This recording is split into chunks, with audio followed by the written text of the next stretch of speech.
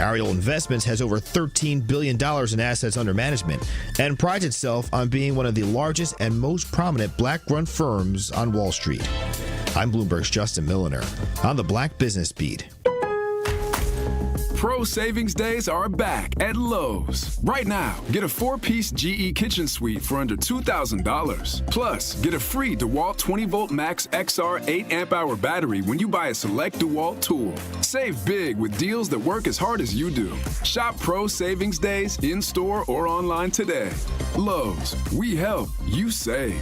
Valid through 8/1. Selection varies by location. While supplies last. Discount taken at time of purchase. See sales associate for details. Staples presents That Was Easy. Seems like back to school happens earlier each year. First day of school coming in hot. And this year, my kids had massive supply lists. Folders, notebooks, and pens. Oh, the humanity. But Staples had everything I needed, with some items just 25 cents. Watch the small print. No. My back to school budget was saved by Staples Easy Button. Everything for school, in stock and as low as 25 cents. Staples. That was easy. In-store, online, and on the app. In 23 while supplies last.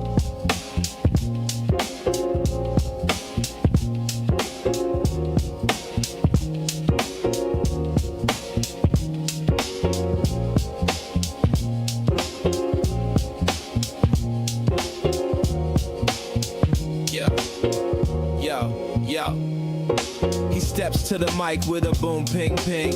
Wisdom sharper than a beast's fierce sting. Words like fireflies that light the night. He turns the dark into blazing bright.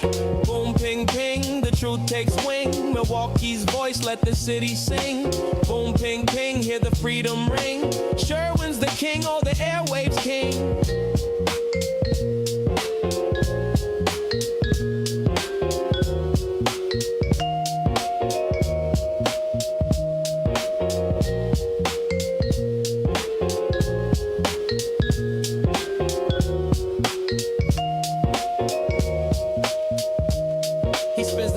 Shake the ground, unveils the truth where lies abound. Politics, justice, social streams. He molds the chaos into dreams. No silence here, just the sound of change. Boom, ping, ping, rearrange. Boom, ping, ping, the truth takes wing. Milwaukee's voice, let the city sing. Boom, ping, ping, hear the freedom ring. Sherwin's the king, or the airwaves king. Through the static, through the noise, he amplifies the people's voice. Boom, ping, ping. Like a heartbeat's call, he's got the wisdom to break down walls. Yeah. Da, da, da, da, da, da, da, da, da.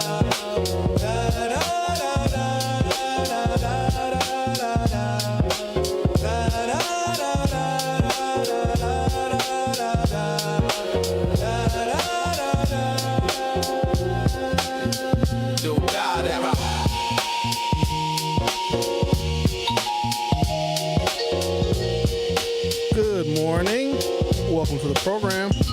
Today is Monday, July 28th, 2025. My Monday morning programs are starting to sound like broken records because we do a review of the weekend that was, and what is on our minds is this uptick in violence that we are seeing in the city of Milwaukee. And I want to just say it's senseless. It isn't. It makes total sense. It makes total sense because I needed something that helped me understand, to help me comprehend why all of it is happening with such consistency, frequency and consistency. There was a video, and I know that some of these random videos that people are recording during the melee should not be used to cast total judgment over very unique violent situations. I think that each person that gets harmed, either fatally or non-fatally, I think they're all unique. They may seem similar, but they're all different. So I don't want to give the appearance I'm painting with a broad brush, but I think there is something that binds these situations together, particularly when the offenders are under the age of, I'm going to say, 21. So there's a video that someone recorded and they posted it to social media, and it made the rounds, and it It's a young person. I can't really tell how old he is. He doesn't appear to be of drinking age, which is something we got to discuss on the show. Because if you are under the age of 21, you got no business being on Water Street, let alone being on Water Street after 2:30 in the morning. So I want to get to that.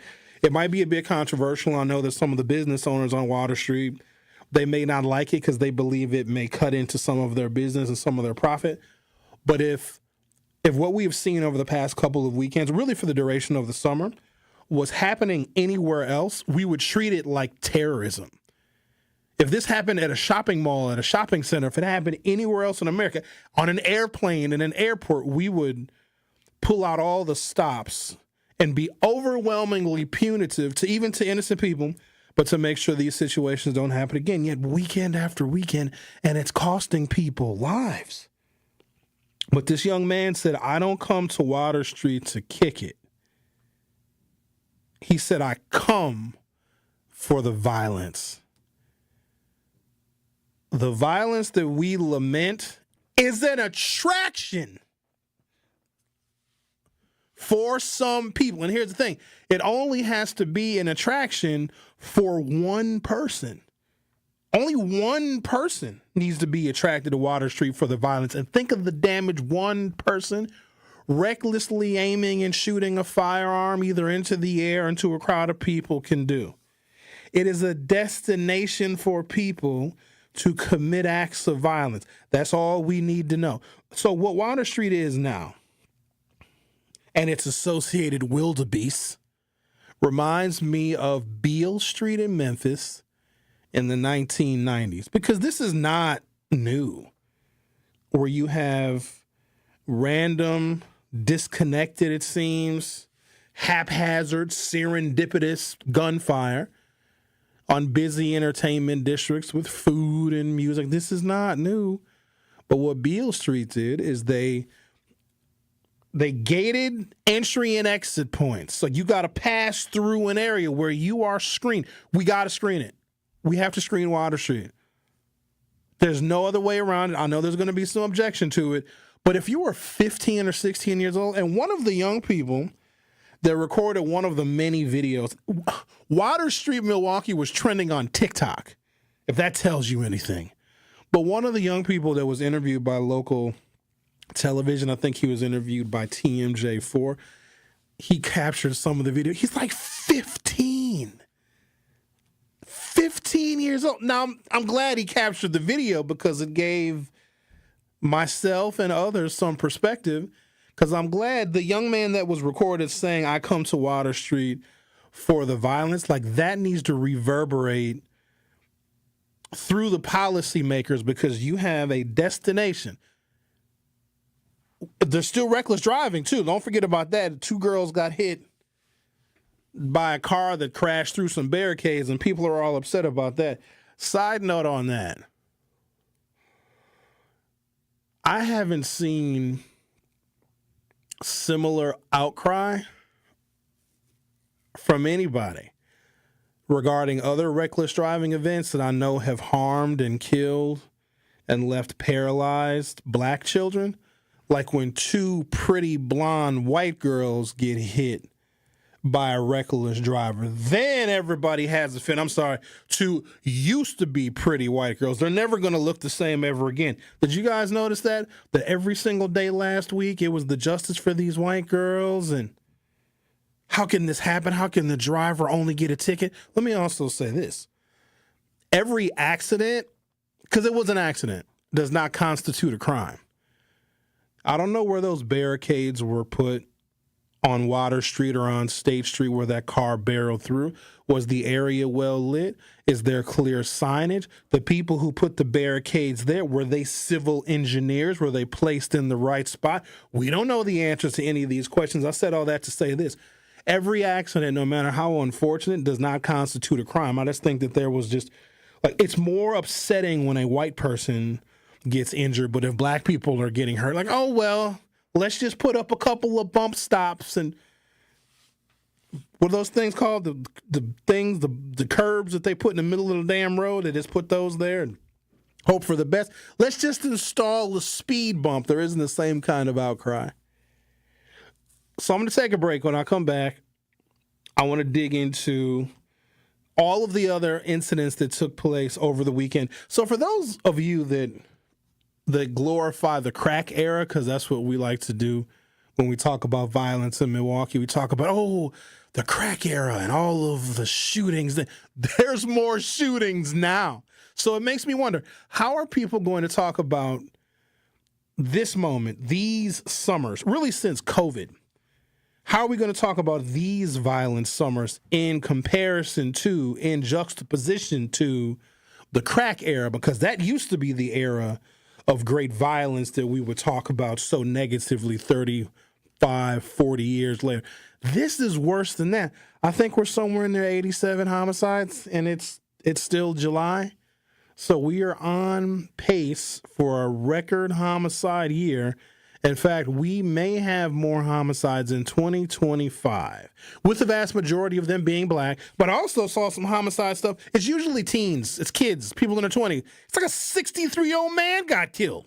And here I am thinking I'm lucky because I made it to 50, where if you're black and you make it past the age of 35, then your cause of death, your number one cause of death is no longer homicide. But between 15 and 35, if you're a black man or a black boy, your number one cause of death is getting shot. But then once you cross 35, you're like, yay, heart disease. I can die from normal stuff now.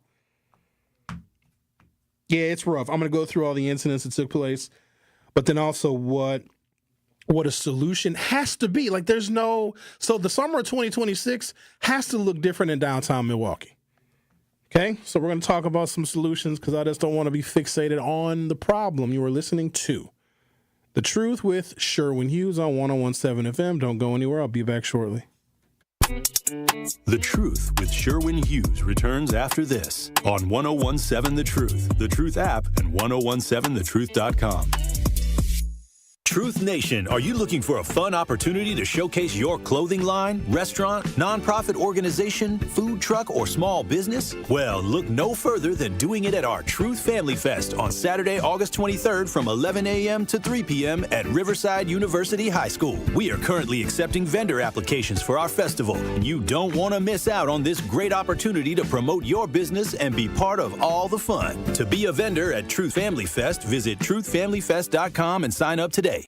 I've got to share that I am also a beneficiary of the Old National Bank Empowerment Loan Program. So, Tracy, with that being said, what is the Empowerment Loan Program? Great. Well, the Empowerment Loan Program is a special purpose loan program that we launched 2 years ago. It has been a success. It was something, again, near and dear to the heart of not only our chairman and CEO, but just our organization as a whole. We work with contractors, consulting firms, retail food operations, daycares. In fact, so far, we've approved $50 million of loans to minority and women-owned businesses within a 2-year period. And for those that are now leaning more into this conversation, what's the best way to get in contact with you as part of their interest in the Empowerment Loan Program? I'm going to give you my cell phone number to the listeners. It's 414-687-7393. And if that doesn't work, feel free to reach me at my email, tracy.meeks@oldnational.com. Tracy Meeks, Senior Vice President, Community Lending Market Executive from Old National Bank.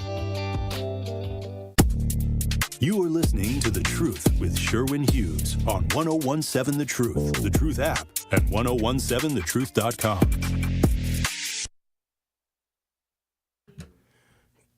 Play a song for me, Ricky.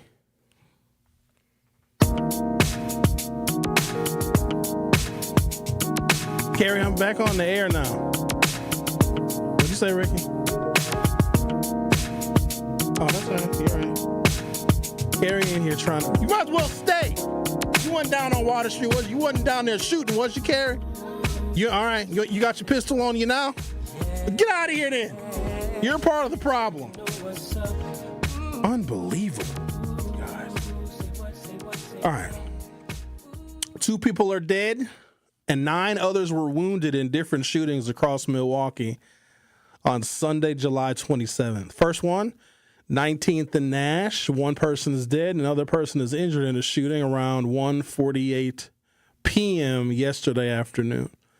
The first victim, a 62-year-old. Pronounced deceased at the scene. The second victim, a 53-year-old, sustained non-fatal gunshot wounds and was transported to a local hospital for treatment. I'm not going to speculate or try and come up with a reason as to why a 62-year-old that's qualifying for Social Security. When you get to Social Security, 62 or 65?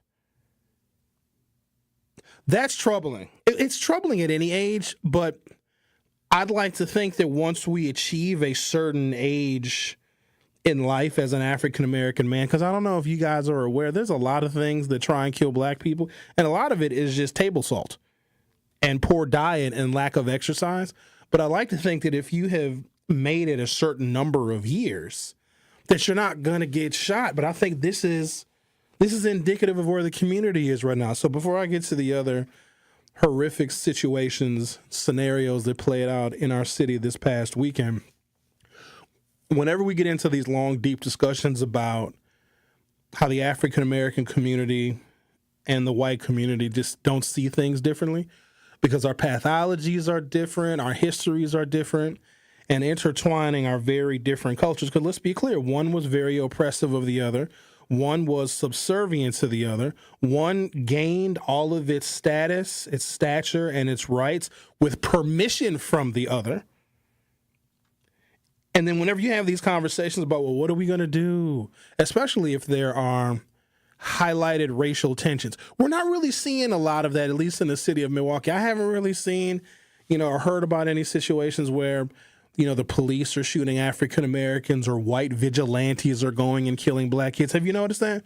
That what is highlighted now, what is happening now, the focus now is black people shooting other black people for the most part on the north side of the city of Milwaukee. But every so often you'll have the focus be tensions between the races. And of course, Milwaukee is a very segregated city, so tensions between the races is usually something that takes center stage. But there hasn't really been much of that, at least that I've seen, or it's being overshadowed by what is happening in select north side neighborhoods. But the conversation always defaults to, well, black people just need to separate. And then we go on these long, fantastic soliloquies of we need our own schools and we need our own hospitals and we need our own police force and we need our own neighborhoods and we need to control our own destiny and have, you know what I mean? Have you guys ever heard these discussions before where we think about just separating and then things would be better for us? Because in the days and times where we are focused on the racial tension, which, let's be clear, leads to violence too. Every so often you have a white vigilante or a cop that'll say, I was afraid for my life.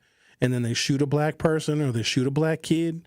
Sometimes that black kid has a BB gun, albeit a very realistic looking BB gun. Or sometimes the black person who is unarmed pulls out their cell phone.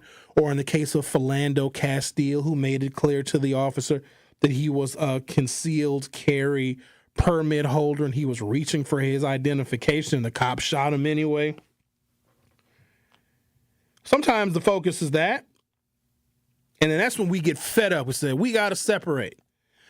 If we in fact did that, and I haven't heard that conversation in a long time, because I think that we know as African Americans, if we separated, what it would look like.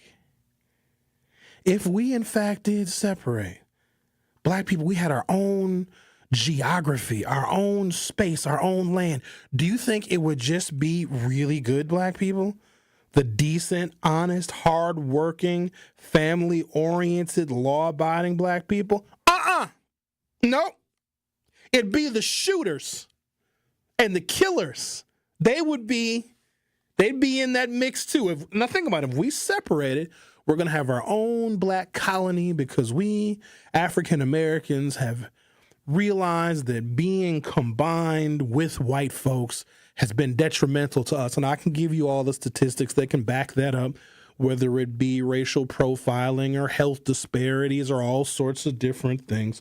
And if we separated, our negative statistics would still follow us because we have essentially been stamped and imprinted by this society to where our problems are not just caused by white people on the day-to-day. They are endemic, they are systemic, and dare I say with the diaspora, they are pandemic. pandemic. So us separating is a fantasy. The first victim, a 62-year-old, was pronounced deceased at the scene. This information comes from fox6now.com, if you're so inclined. The second victim, a 53-year-old, sustained non-fatal gunshot wounds and was transported to a local hospital for treatment. After the shooting, police immediately taped off half of the block and started questioning witnesses. So when people witness this, I'm just very curious. Maybe some of you that are listening right now witnessed one of these many events. I'm not even halfway through the events that took place over the weekend. Do you cooperate with the police? Or are you afraid? Probably a rhetorical question, because if you're afraid, you likely wouldn't admit it to me right now. But I'm wondering, especially this one happened with the 62-year-old, a Social Security recipient. Let's just call a 62-year-old what a 62-year-old is, and a 53-year-old. When it happens at 1:48 in the afternoon on a Sunday and people are probably outside, it's very hot. Some people don't have air conditioning, but I guess if it's this hot and you don't have air conditioning, it's just as hot outside as it is inside. However, I digress. But when people witness this, do you guys come forward? What is our relationship with the police like when we are witnesses to crimes? Because I know some years ago when Ed Flynn was the police chief, we didn't like to bring forward our witness testimony, because what the police would do under Ed Flynn, because he had this broken windows theory of policing, but kind of on steroids. Ed Flynn was a police chief that really liked data and statistics to show a downward trajectory of crime. They did really weird stuff with data and how they manipulated it. But what he was so motivated, I'm going to say, and so zealous, Ed Flynn was when he was chief, about showing data and statistics that crime was going down, they would search and run the IDs of witnesses, right? So if you witnessed a crime, you witnessed a homicide, you might have been the only witness to that homicide, and you want to do the right thing and you want to cooperate with the police, you make your call, report the crime, describe what you saw. A squad would show up at your house to follow up on the 911 call that you, the only witness. Now, remember, you might have a warrant, but you witnessed a crime. And to me, they should be separate. So you witnessed a crime. It was a homicide. You got a warrant out for your arrest. Maybe it's something low level, but it's a warrant nonetheless. And then you call 911. You do what everybody's supposed to do when you witness a crime. You give all the details and the make and the model of the vehicle and a description of the suspects and a license plate number, which no person ever really has. Y'all ever been in the I can't use the S word. Have y'all ever been a witness to something real bad? You don't remember all that stuff. The color of the vehicle, how fast the vehicle was going, the size of the wheels and tires on the vehicle, how many assailants there were. You don't remember, and let alone get a license plate. First thing the cop asks you, yeah, did you get the exact license plate number? Did you get the year of the registration sticker in the bottom right corner of the license? Oh, you didn't? Oh. So let's say somebody has a warrant out for their arrest. They witnessed a crime, a shooting, a homicide even. Call 911, give the 911 dispatcher person all the informations. Squad car shows up to follow up with that individual who called 911 as they were the only witness to that homicide. And then the police will say, hey, you got your ID on you? And the person who was the witness of the crime, they want to be honest and truthful in what they saw, and hopefully that person that did the shooting gets apprehended quickly. And then the police, okay, I'm just going to check this out. I'll be right back. And the police officer comes back and has handcuffs for the witness. That actually took place. And so for a period of time, our community was less cooperative with the Milwaukee Police Department, because if you had infractions in your background, and if you were reporting a crime, you were a witness to a crime, they would get you too. And what they would do is they would roll that into the data and the statistics of helping to effectuate lower crime rates. So they would even run the backgrounds on witnesses. And I'm not sure if they do that now, but I know that you have to have a level of cooperation where even if somebody does have a warrant, if they're the witness of a homicide, I would rather that person who has let's say the warrant is not for murder. Let's say it's for something lower level, a non-violent crime. Maybe it's bail jumping or whatever. I would prioritize protecting that witness from prosecution and getting the homicide clearance. Because then that person may no longer further cooperate with the homicide investigation. You know what I mean? But I don't know if we still do that now. But these people that are standing around when somebody gets shot, it's very traumatic because you don't expect it. But if you see it, you witness it, do we cooperate with the police? I have not heard really from anybody who will willingly admit, oh, yeah, Sherwin, I tell the police everything that I see. Well, you should. We can't just outsource the solutions to people getting shot in the city of Milwaukee to just law enforcement. Some people know the whole story behind why somebody shoots somebody else. Some people know that this upcoming weekend, 3 people are going to get shot and they're not going to say anything. And then I'm going to start another Monday morning show the exact same way, talking about these horrendous homicide numbers. After the shooting, police immediately taped off half the block and started questioning the witnesses. One man, Rodney Harris, said he knew the victims and called 911. Oh, here, Rodney Harris, he admitted to letting the newspaper or the news outlet rather use his name. Harris said the 62-year-old was getting ready to do some work on his father's house before the shooting. He said once the shooting started, bullets flew in his direction. Oh, maybe he was shot by accident. Quote, I was sitting on a bench and my keys were right next to me. I went to pick up my keys and someone told me my keys were under the bench. So I go to pick them up and this is what I seen. So I guess one of the bullets hit my car keys. That was me. I'm like, well, I'm not getting my keys today. The circumstances leading up to the shooting are under investigation. Police continue to seek anyone involved. So there was also a shooting of a 31-year-old on Water and Knapp Street. So I'm going to take a break. When I come back, I'm going to pick it up with that shooting because that was caught on camera. Speaking of cameras, isn't Water Street laden with cameras? Don't the businesses have cameras and the streetlights have cameras and the stoplights have cameras? Don't we know who some of these people are? All right, I'm going to take a break. When I come back, we're going to talk about, and it's on Facebook. You actually see a guy get shot. And he hobbles over to the police looking for help. And the police, it's not funny. He's not going to die. His shooting was non-fatal. It looked bad, though, because he was wearing a white T-shirt. White T-shirts always make shootings look worse because blood is red. You know what I'm saying? But this guy hobbles over to the police, and the police are like, move. Get out of here. It's not funny. But if you see the video, you know exactly what I'm talking about. We'll discuss that one next. The Truth with Sherwin Hughes on 101.7 FM. We'll be right back. The Truth with Sherwin Hughes returns after this on 101.7 The Truth, The Truth app, and 101.7thetruth.com. Healthy beginnings create brighter futures. At Outreach Healthy Start, Healthy Hearts, families and experts unite to explore how early decisions from pregnancy to childhood shape lifelong health and well-being. Join Outreach on Thursday, July 31st from 9 a.m. to 3 p.m. to learn how prenatal care, well-child visits, and healthy habits lay the foundation for strong hearts and strong futures. This event is free and open to Milwaukee families. Call 414-727-6320 to register today. That's 414-727-6320. Outreach Healthcare with Heart.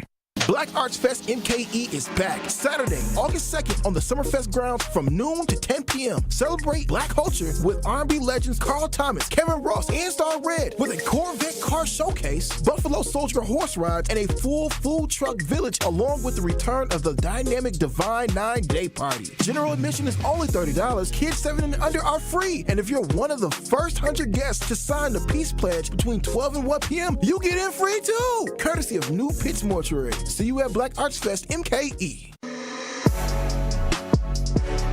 It's time for Truth Takes, a thought-provoking commentary on the award-winning 101.7 The Truth. Here is Carrie Noni with her truth. Lately, I've been feeling it too, like I'm just stuck in a loop. It feels like the days have just been blurring together. You wake up, go to work, run errands, maybe squeeze in something for yourself if there's time, and repeat. There's like this heaviness in the air, like everyone's moving, but no one is living. But then I remembered something very simple. You have enough time until you don't. How many times have you said that you wanted to read that book, take that trip, learn that new recipe, or even try that new hobby? But instead, we wait. We say, oh, maybe next month, or once I'm less busy. But time doesn't wait. If we're not careful, life becomes just a list of responsibilities. Being someone's wife, someone's mom, a coworker, a student, a provider. And we forget who we are outside of that. So I'm reminding you to break the cycle. You owe it to yourself and to those around you to finally live up to your wildest dreams, the ones that you had before you carried all these titles and were still full of life. So do something new, something that's just for you. Be open to discovery, because that feeling you get when you uncover something new that you love or something that you've always wanted to accomplish, that little spark, it's everything. And they say there's no time like the present. And to be honest, we should respect the concept of time a whole lot more. So let's not miss our chance to feel alive. Let's not forget that life isn't just meant to be survived, it's meant to be felt. So yeah, you have the time. Just don't waste it. This has been Truth Takes on the award-winning 1017 The Truth. Listen to Jammin' with Juice with Ben Jammin and Carrie Noni weekdays from 7 a.m. to 9 a.m. You are listening to The Truth with Sherwin Hughes on 1017 The Truth, The Truth app, and 1017thetruth.com. How I'm doing? All things considered, let's be specific. My mama cheek, I miss it. I wanna kiss it. Now I just asking for siblings. I know he meant it. V miscarry, we hit it. I'm glad he missed it. 100,000 a Our phone number is 833-212-1017. Going through the list of shootings and homicides over the weekend, there was a disproportionate number of teenagers that were shot and killed. Not imagine in some of these horrific events that hurt Milwaukee overall, because there's some people from other places in the state that only have this perception of Milwaukee. They think that it's a war zone all of the time, 24 hours a day, 7 days a week, because they're also looking for every violent incident that they can find to further prove their bias against Milwaukee. And you got State Fair coming up. Even though State Fair is not in Milwaukee per se, because it's in Milwaukee County, people just associate it with the city of Milwaukee. And let's be clear, State Fair's had some incidents too going back some years. They also didn't want to have T-Pain's car event because, you know, T-Pain is associated, some of them think, some of the ignorant people that are less understanding of African-American culture think that T-Pain is associated with violence and gangs. T-Pain, for me now, and I love T-Pain. I'm a huge fan of T-Pain, the person, the businessman, not just the artist. T-Pain is more associated with drinking Patron and falling in love with strippers. He's not a violence-promoting guy. He isn't talking about shooting N-words in the face and I'll take your money, N-word, N-word. He doesn't do that. He's like, I'm in love with a stripper. Which, haven't we all? You know what I'm saying? Haven't we all fallen in love with it? All right. Ricky's going to try and find the video. So there's two distinct videos. One is what I referenced during my first segment, where there's a young person who is caught on someone's cell phone camera saying, I don't come to Water Street to kick it. I come to Water Street for the violence. In that same video, so whoever is recording, they let their cell phone continue to record, and then you hear some background conversation. So there's people that are scattering. So it appears somewhere in the crowd that someone pulls out a firearm, right? And then you hear someone in the foreground saying, I bet you won't, they use different language, I bet you won't shoot that, I bet you won't. So you see people scattering. It's all in the same video. You see people scattering, and then you hear somebody daring someone to shoot their exposed firearm. Then you hear the shots. Then you hear the screaming. And then the crowd that was already scattering and a bit agitated moves at breakneck speed. Then there's a second video. And this is not from like streetlight cameras or camera surveillance footage that businesses along Water Street, like that's also on the MSOE campus too. So while all this stuff is going on, it's on the campus of a top engineering school. Like MSOE is one of the top engineering schools in America. It also happens to be situated just adjacent to Water Street. So when you name the streets that these incidents are taking place on, now luckily MSOE is not in session for the summer, but like this is on the campus of a major university. So there's a second video where you hear shots and then you see a man, he's 31 years old. He's wearing a white t-shirt and he gets shot and he's hobbling over to the police. And from the angle of the video that we have, the police, it looks like they're trying to get him to safety. They do not administer aid to him right away. And I think that there are some people that are thinking that that's wrong, that they didn't administer aid to him right away. They can't. You've got thousands, I shouldn't say thousands, hundreds of other people that are running, that are scattering. You don't know if there's any other victims. You also don't know if the shots you hear that did catch this young man, it looks like he got shot in his shoulder. He'll be all right. He has two shoulders. If he loses a shoulder, he still has one good shoulder left. Kind of like Bob. But the cops don't know if they're being shot at. So for them to stop what they're doing just to administer aid to this 31-year-old man is a bit premature because you don't know where those shots are coming from. Plus, the ricochet can be just as dangerous as the direct shot. What we know, a 31-year-old was shot and wounded near the intersection of Water and Knapp Street around 2:30 a.m. on Sunday, July 27th.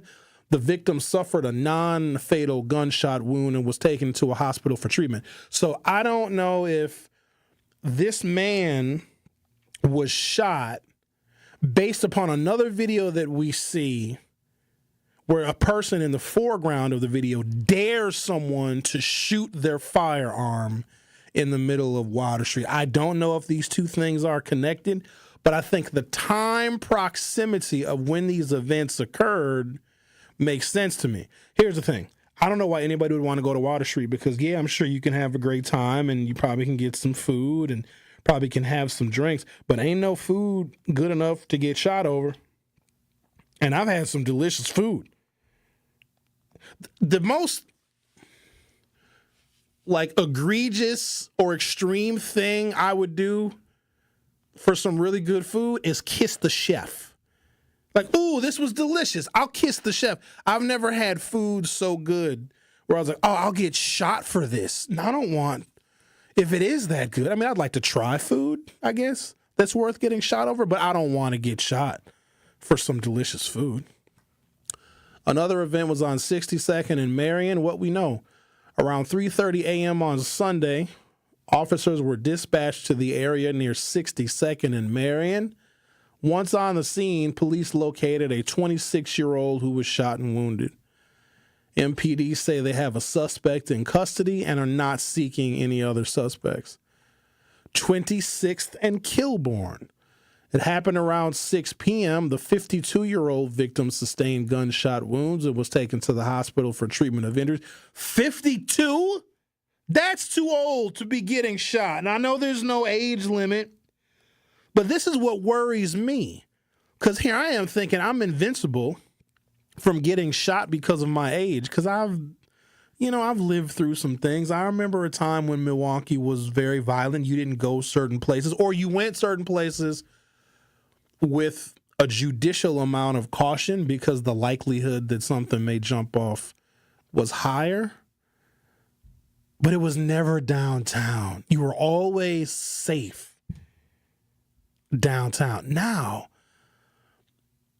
the violence and the shootings in the city of Milwaukee are everywhere. The South Side's been a little quiet, though. It's a lot of downtown, a lot of North Side. What's going on the South Side? What y'all got figured out that the rest of us don't?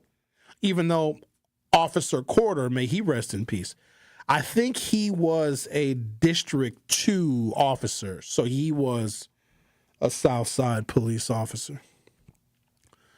26 in Kilbourne, 6 p.m., a 52-year-old victim sustained gunshot wounds and was taken to the hospital for treatment of injuries. You know what else we don't know with these situations? We don't know what was self-defense. We don't know that.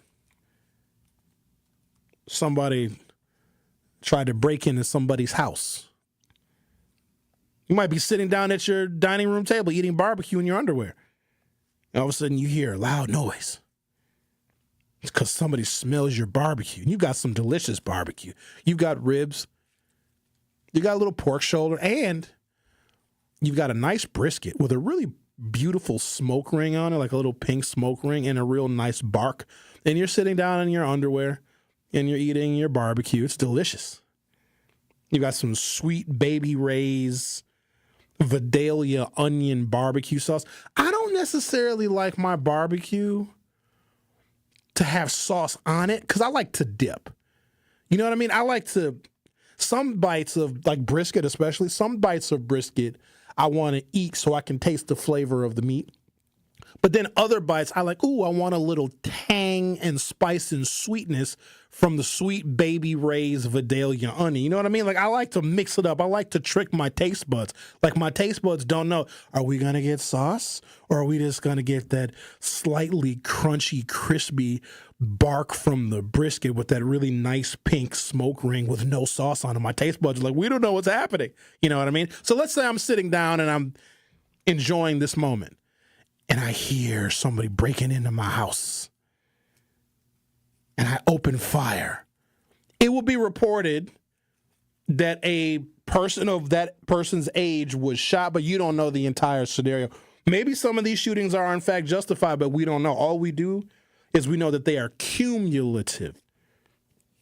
28th and Highland, a 19-year-old and a 41-year-old were both shot and injured around 6:17 p.m. Both were taken to the hospital for treatment. The circumstances leading up to this shooting are still under investigation. Police are looking for a known suspect. North Long Island Drive and Custer Avenue, what we know so far. 3 people were shot around 10:41 p.m. A 16-year-old sustained fatal gunshot wounds and was pronounced deceased at the scene. 2 other victims, aged 16 and 17, were treated for their injuries at the hospital. 50th and Wright, a 23-year-old was shot and wounded around 11:50 p.m. The circumstances leading up to this shooting are still under investigation. Milwaukee police continue to seek both known and unknown suspects. So I'm going to take a break. When we come back, we're going to talk to Brian. We're going to see what Brian has to say about the topic at hand, but also what a solution has to be. Not a suggestion. What we need to charge our officials to do to remedy at least the violence on Water Street, because once I saw that video of, he didn't even look 21, maybe 19, 20 years old, but it's really hard to tell nowadays, where this young person says, I don't come to Water Street for fun, to hang out, to eat and to drink. He says, I come to Water Street for the violence. If there is a single person that is attracted to that entertainment district because of the violence, then that is, I think, all we need to hear before some pretty significant safety and security measures, they have to be put in place, because you're not going to close Water Street. That's not going to happen. But to prevent, hopefully, future occurrences, but also to lessen the amount of young victims, because there's a lot of people out there that aren't even 21. If you're not 21, you don't have any business down there with the grown folks. And I'm not over here saying, oh, the kids need to do this. At 2 o'clock in the morning, they need to be at home. Kids, just, you can't have that kind of freedom. The world is too dangerous. It is. It always has been too dangerous for children, because they might be the perpetrators, but they're also likely to be victims of crime too. You know, ain't nothing open after 12 o'clock but legs. And what else is open? And an occasional 24-hour McDonald's, but mostly legs are open. And some good taco trucks. Oh, taco trucks. I like a taco truck. I wish a taco truck would sometimes park in my driveway. Do you want to be a taco truck? Did you ask me if I want to be a taco truck? Yes, because you get all the tacos. No, I want to be a human being that has a taco truck at his disposal. Take a break, come back, talk to Brian on the other side. Our phone number, if you're so inclined, or if you have ideas or solutions of how we can just chill some of this stuff out. 833-212-1017, 833-212-1017. The Truth with Sherwin Hughes. Will be right back. The Truth with Sherwin Hughes returns after this on 1017 The Truth app, and 1017thetruth.com.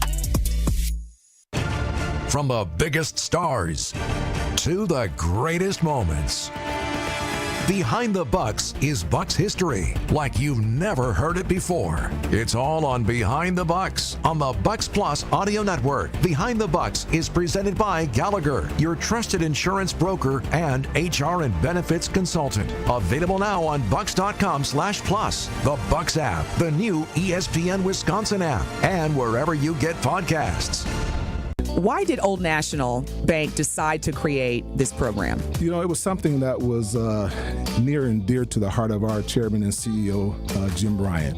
Jim wanted us to do more in the African-American communities, more with minority-owned businesses. So he approached Roland Shelton, who was my boss in Evansville, Indiana, and said, Roland, we need to do more. We need to create a program that's going to allow individuals, minority-owned businesses, women-owned businesses to access capital a lot better than traditionally we've been doing. And so we created the Empowerment Loan Program 2 years ago. And for those that are now leaning more into this conversation, what's the best way to get in contact with you as part of their interest in the Empowerment Loan Program? I'm going to give you my cell phone number to the listeners. It's 414-687-7393. And if that doesn't work, feel free to reach me at my email, tracy.meeks@oldnational.com. Tracy Meeks, Senior Vice President, Community Lending Market Executive from Old National Bank. Need health care but don't have insurance? City on the Hills Health Clinic offers free medical care, mental health counseling, and dental hygiene services for uninsured and underinsured Milwaukee residents. They're on a mission to end generational poverty in all its forms, and you can be a beneficiary of it. If you've got a heart for Milwaukee and qualify as a Milwaukee resident, take advantage of City on the Hills Health Clinic today. Just visit cityonthehillmke.org. That's cityonthehillmke.org. City on the Hill, hope, healing, and health for our city. Visit City on the Hill today. Hi, Drew and Jonathan Scott here. American Family Insurance can help protect your dream home for whatever comes next. You can live in your own oasis or your own clubhouse. Whatever you choose, get the right coverage. Save up to 23% by bundling home and auto. Life's better when you're under American Family's roof. Insure carefully, dream fearlessly. Get a quote and find an agent at amfam.com. Visit amfam.com to learn how discounts may apply to you. Products not available in every state. American Family Mutual Insurance Company, SI and its operating companies. 6000 American Parkway, Madison, Wisconsin. Hey, Wisconsin, are you feeling summer? Then it's time to feel cheesy. It's time to feel good. July 31st through August 10th, only at the Wisconsin State Fair. Presented by U.S. Cellular. Gruber Law Office. One call, that's all. One call, that's all. One call, that's all. One call, that's all. One call, that's all. Gruber Law Offices. One call, that's all. One call, that's all. You are listening to The Truth with Sherwin Hughes on 1017 The Truth app, and 1017thetruth.com. Get back. Soon as we step out, them check out, find out them depart. Gunshot. Let's talk to Brian. You're on 1017 The Truth. How are you? I'm pretty good. Love your show. Thank you. I'm gonna say this. I hope I'm off the beam on this, but I can see the beginning stages of what happened to Northridge about to happen to Water Street. No, I really do. Because I hope of not. who the business owners are on Water Street, and it's central to the resurgence that Milwaukee has seen over the last 20 years with all the development downtown and the Deer District and the Five-Star Forum. You think they're going to let a bunch of YNs close Water Street? They'll put us back in slavery first. They will lock everybody up. They will do racial profiling, blanket arrests, and impose a curfew of 9 o'clock before they close Water Street. No, they ain't going. The people, the bring in the business interests National on Guard. Water Street are politically powerful. That's why they're still able to stay open. Like, you might have a bar that's responsible for 90% of some of the violence we see on Water Street. They won't even get a suspension of their liquor license because of the political power that bars on Water Street have. So they're not going to close that entertainment district because of us. Hell no. I hope not. Oh no, they won't. So that answers that question. Do you have any others? Not yet. Peace. All right. So if you're watching on YouTube, Ricky has found the video. Which one is this, Ricky? Is this the one where the 31-year-old gets shot and he's running over to the police trying to get help? And they're like, "Get out of here. Go over there and lay down." Let's talk to Security Mike. You're on 101.7 The Truth. How are you? Hey, how you doing, Sherwin? Hey, okay. Like maybe they should do all the checkpoints with people coming in at. Maybe card them. You know, ain't no 15-year-old underage like that gonna have an ID. Most of these kids like that don't have state ID or driver's license for that matter. And maybe even do for them YNs and that do that stop and frisk. Just only down up in that area, because they're the ones starting all the trouble, and the word on the street. I'm down here on 5th and Hadley, so I'm around where that gas station is on 4th and Center. You got 2 bars, you got the liquor store on 5th. I'm right in the heart, and what I'm hearing is those guys talking about caps. It's like a competition. And you know what cap mean? I cap be somebody. They're adding up caps. So I think we all got to be worried about getting hit by one of them. You just be walking down the street in a certain area, and they just random shooting at you because it's a competition is what I'm hearing. How many caps you got? Some of these women won't even date some of them hood cats like that if they don't have at least 3 caps, is what I'm hearing. Wait a minute. Stop. You can't be serious. Women won't date men unless they've shot at least 3 people? Them hood women like that, that mentality like YNs, they ain't hollering at them unless they're going by the number of caps they got. That's what I'm hearing. That cap means they didn't cap somebody, man. Look at how many times a lot of these shootings and stuff, and they still at large. They not catching them, so they living to shoot somebody the next day. And that's sad. They willing to take us out too. They look at senior citizens and they think they got a check coming. I'm 64.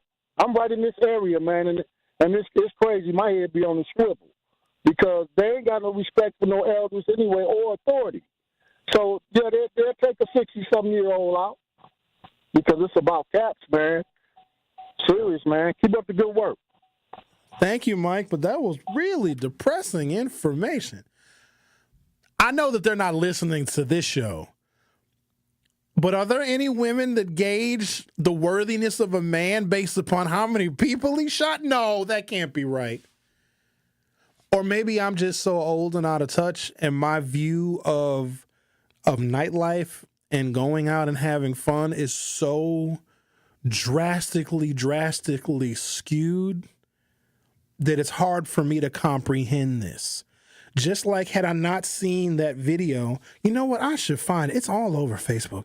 If I find it, I'll put it in the Hughes Views Facebook group. For those of you that don't know, the Hughes Views Facebook group is the Facebook group that corresponds to this radio program. A lot of the subject matter and the topics and some of the links that I refer to on this show, I'll post in that group because I'm tired of y'all asking me about the links. So I just put them all in that Facebook group. And also, Al posts a lot of his uncensored video content in the Hughes Views Facebook group as well. All right, so this is Ricky's playing the video on YouTube. Poor fella, he's leaking all over the place. He's got blood coming off of his arm. His pants are sagging down pretty bad, like his pants are. He can't even really run because his pants are sagging. He's running over to the police right now. Help me, help me. And the cops are like, get out of here. Get over here, sir, and lay down in the road till we get to you. then I'd imagine they start administering aid as soon as they have the general vicinity clear. Terribly sad. But no, they're not going to close Water Street. But here's the thing. You're not supposed to violate people's rights, but I think that in extra special circumstances that executives that make executive decisions about keeping people safe can call this a special circumstance. So if you are under the age of 21, and really anybody, you need to get carded. You're going to need to get wanded. We probably should have some drug-sniffing dogs there. But in the event that it's black people or black teenagers that are getting the majority of this kind of enforcement, we can't run and scream it's racist. The Truth with Sherwin Hughes will be back for hour 2. The Truth with Sherwin Hughes returns after this on 1017 The Truth app, and 1017thetruth.com. Milwaukee, it's time to turn the TV off and turn your speakers up so you can hear what the future leaders of the world have to say. Truth Nation, I'm proud to present the 8 Block, powered by City on the Hill and 1017 The Truth, hosted by me, your boy, Ben Jammin. Every other Saturday at 9 a.m., 8 Milwaukee teams will share stories and laughs that will speak truth to what matters most in their lives. I'm here to discover different levels about myself. I'm really here to get my name out there and have a different perspective on life. So tap in every other Saturday at 9 a.m. Truth Nation, welcome to the 8 Block. Truth Nation, the Wisconsin State Fair is back. This year's State Fair runs from July 31st to August 10th. You know how it goes down at the State Fair. Whether it's the delicious food, fun rides, the competitions, or the music, there's always something for the entire family. And the Truth wants you to enjoy the whole experience, which is why we will be giving away a pair of tickets on both Truth to Power and Jammin' with Juice. So make sure to listen for your chance to win tickets so you don't miss your chance to enjoy the Wisconsin State Fair, courtesy of the award-winning 1017 The Truth. Truth Nation, let us talk our ish for a moment. There is no other station in the country where you get a front row seat to hear from some of the biggest names in politics, pop culture, and sports. People like Grammy Award winner John Legend. Knowing that fight isn't over, knowing that we've got to stay motivated and stay inspired. Glory was a song that myself and Common wrote. 2 brothers from the Midwest, from Chicago and from Springfield, Ohio. Oscar Award winning actor Don Cheadle. I know that we're the bright, shiny thing that sometimes gets the attention, but I would say don't listen to celebrities. You don't have to listen to us. Listen to yourself. And President Donald Trump's son, Don Jr. When did we have a strong economy? And I don't think anyone with a straight face can say right now. And the reality, when you look at it, it's not even voting for my father. Look at the team that's now surrounding him. Tap into the award-winning and nationally recognized 1017 The Truth by downloading the Truth app and streaming us live at 1017 The Truth on YouTube. Milwaukee Black Talk. Metastatic breast cancer, or stage 4 breast cancer, happens when cancer spreads beyond the breast to other parts of the body. About 168,000 women are living with it today, with Black women at a higher risk due to various factors. Research has led to treatments that help manage the disease and improve quality of life. The Everyday Counts study explores how nutrition and exercise coaching can support women with metastatic breast cancer. To learn more about the Everyday Counts study in Milwaukee, call 414-955-8819 or email edc@mcw.edu. If you or someone you know has stage 4 breast cancer, please encourage them to call and enroll in this valuable study. Again, call 414-955-8819 or email edc@mcw.edu. Breaking news, weather, entertainment, and sports. We have it all here. This is 1017 FM, 1510 AM WGKB Waukesha and W269DL Milwaukee, a locally owned Good Karma brand station. You are listening to The Truth with Sherwin Hughes on 1017 The Truth app, and 1017thetruth.com.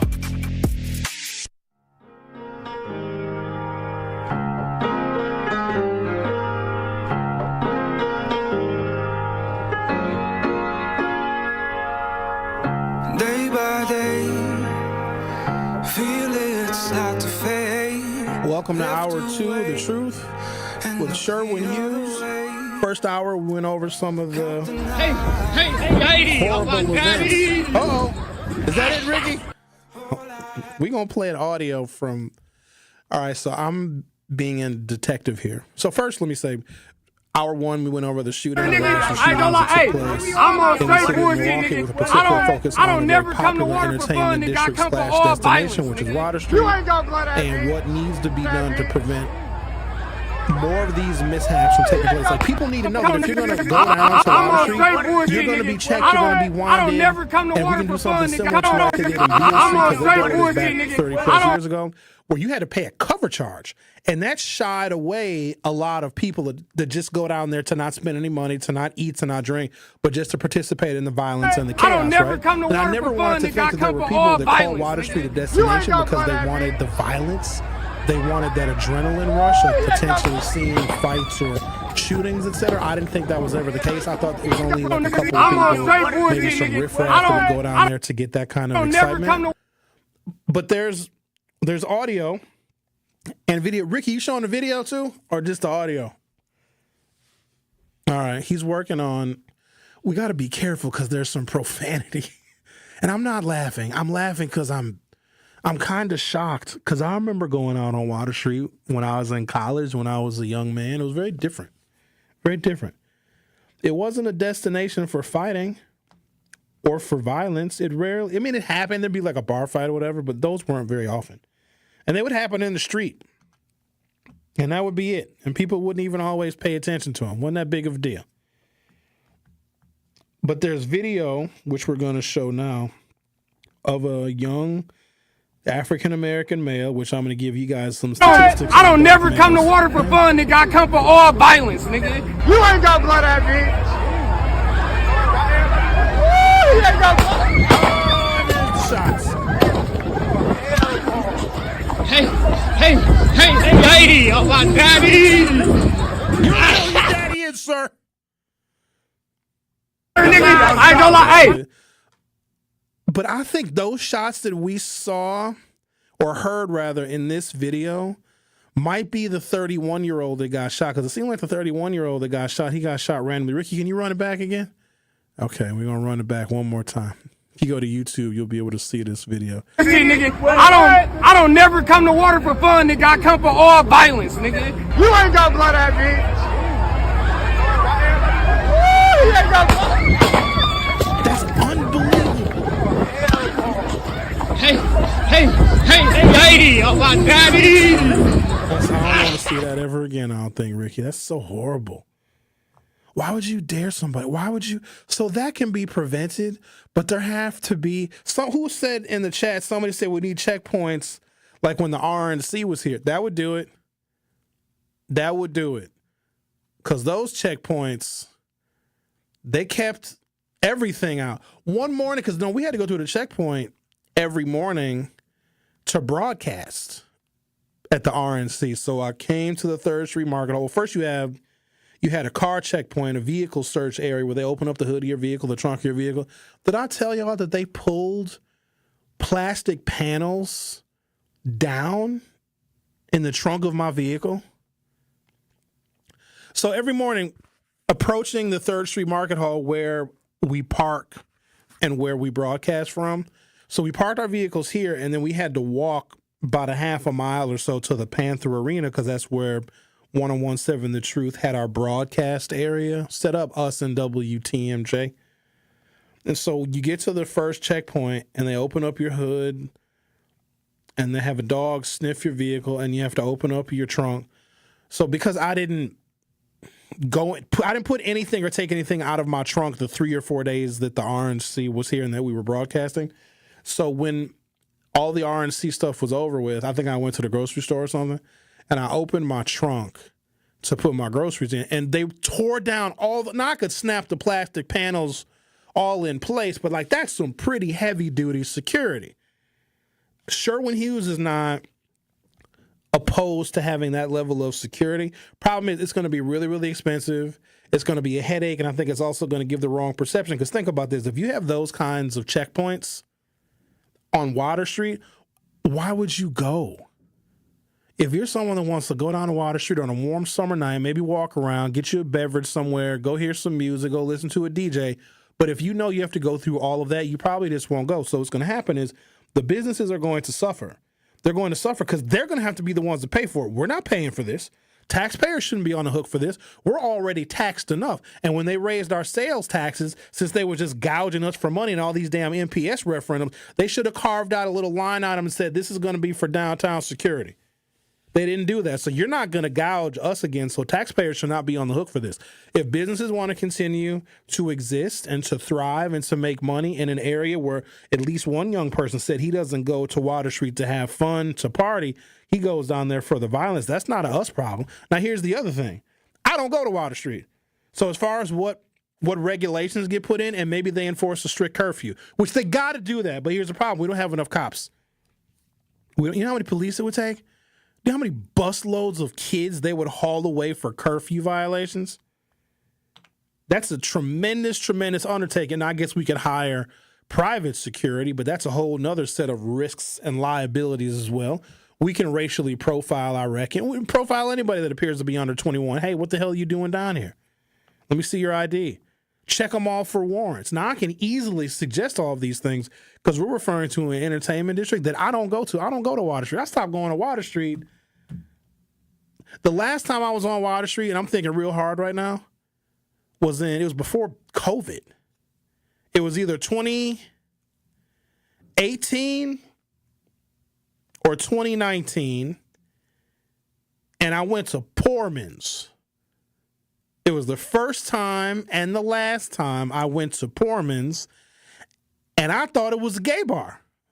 I don't know what it was or what was going on that night at Poorman's. Apparently, Poorman's is a very popular spot on Water Street. Everybody was in there sweet. It was so gay. I was like, oh, well, good for them. I got to be in a mood to go to a gay bar. And I got to take a woman with me. Oh, Ricky, don't make that face. If you go to a gay bar, it's fun. The gays party. There's a place called This Is It. It's been open since 1968. It suddenly closed. I used to have so much fun there. They used to have drag shows Friday and Saturday nights for free. It's a good time. I don't get why heterosexual cisgender men are afraid of gay bars. If you ain't gay, then what's gonna happen to you? I never said anything was wrong. If people want to be gay, that's their life. Ain't got nothing to do with being gay. Like, gay people they're not dangerous. But I know, I work in a nightlife, so I know I'm around gay people in that community. Yeah. Gays are fun sometimes. I mean, you also... Let me tell you what happened. So, I should have known better. So, I was hanging out with this young lady last summer. She's still a very good friend of mine. We just kind of went in different directions. Maybe it was just like a little summer fling or whatever, but she's still really cool. I still talk to her. And she is very much bisexual. And she said, Sherwin, let's go to... Did I tell y'all this story already? Said, Sherwin, let's go to this spot called Fluid. I never heard of Fluid before. And she was like, hey, let's go check Fluid. I'm like, oh, yeah, whatever. That's fine. I don't mind.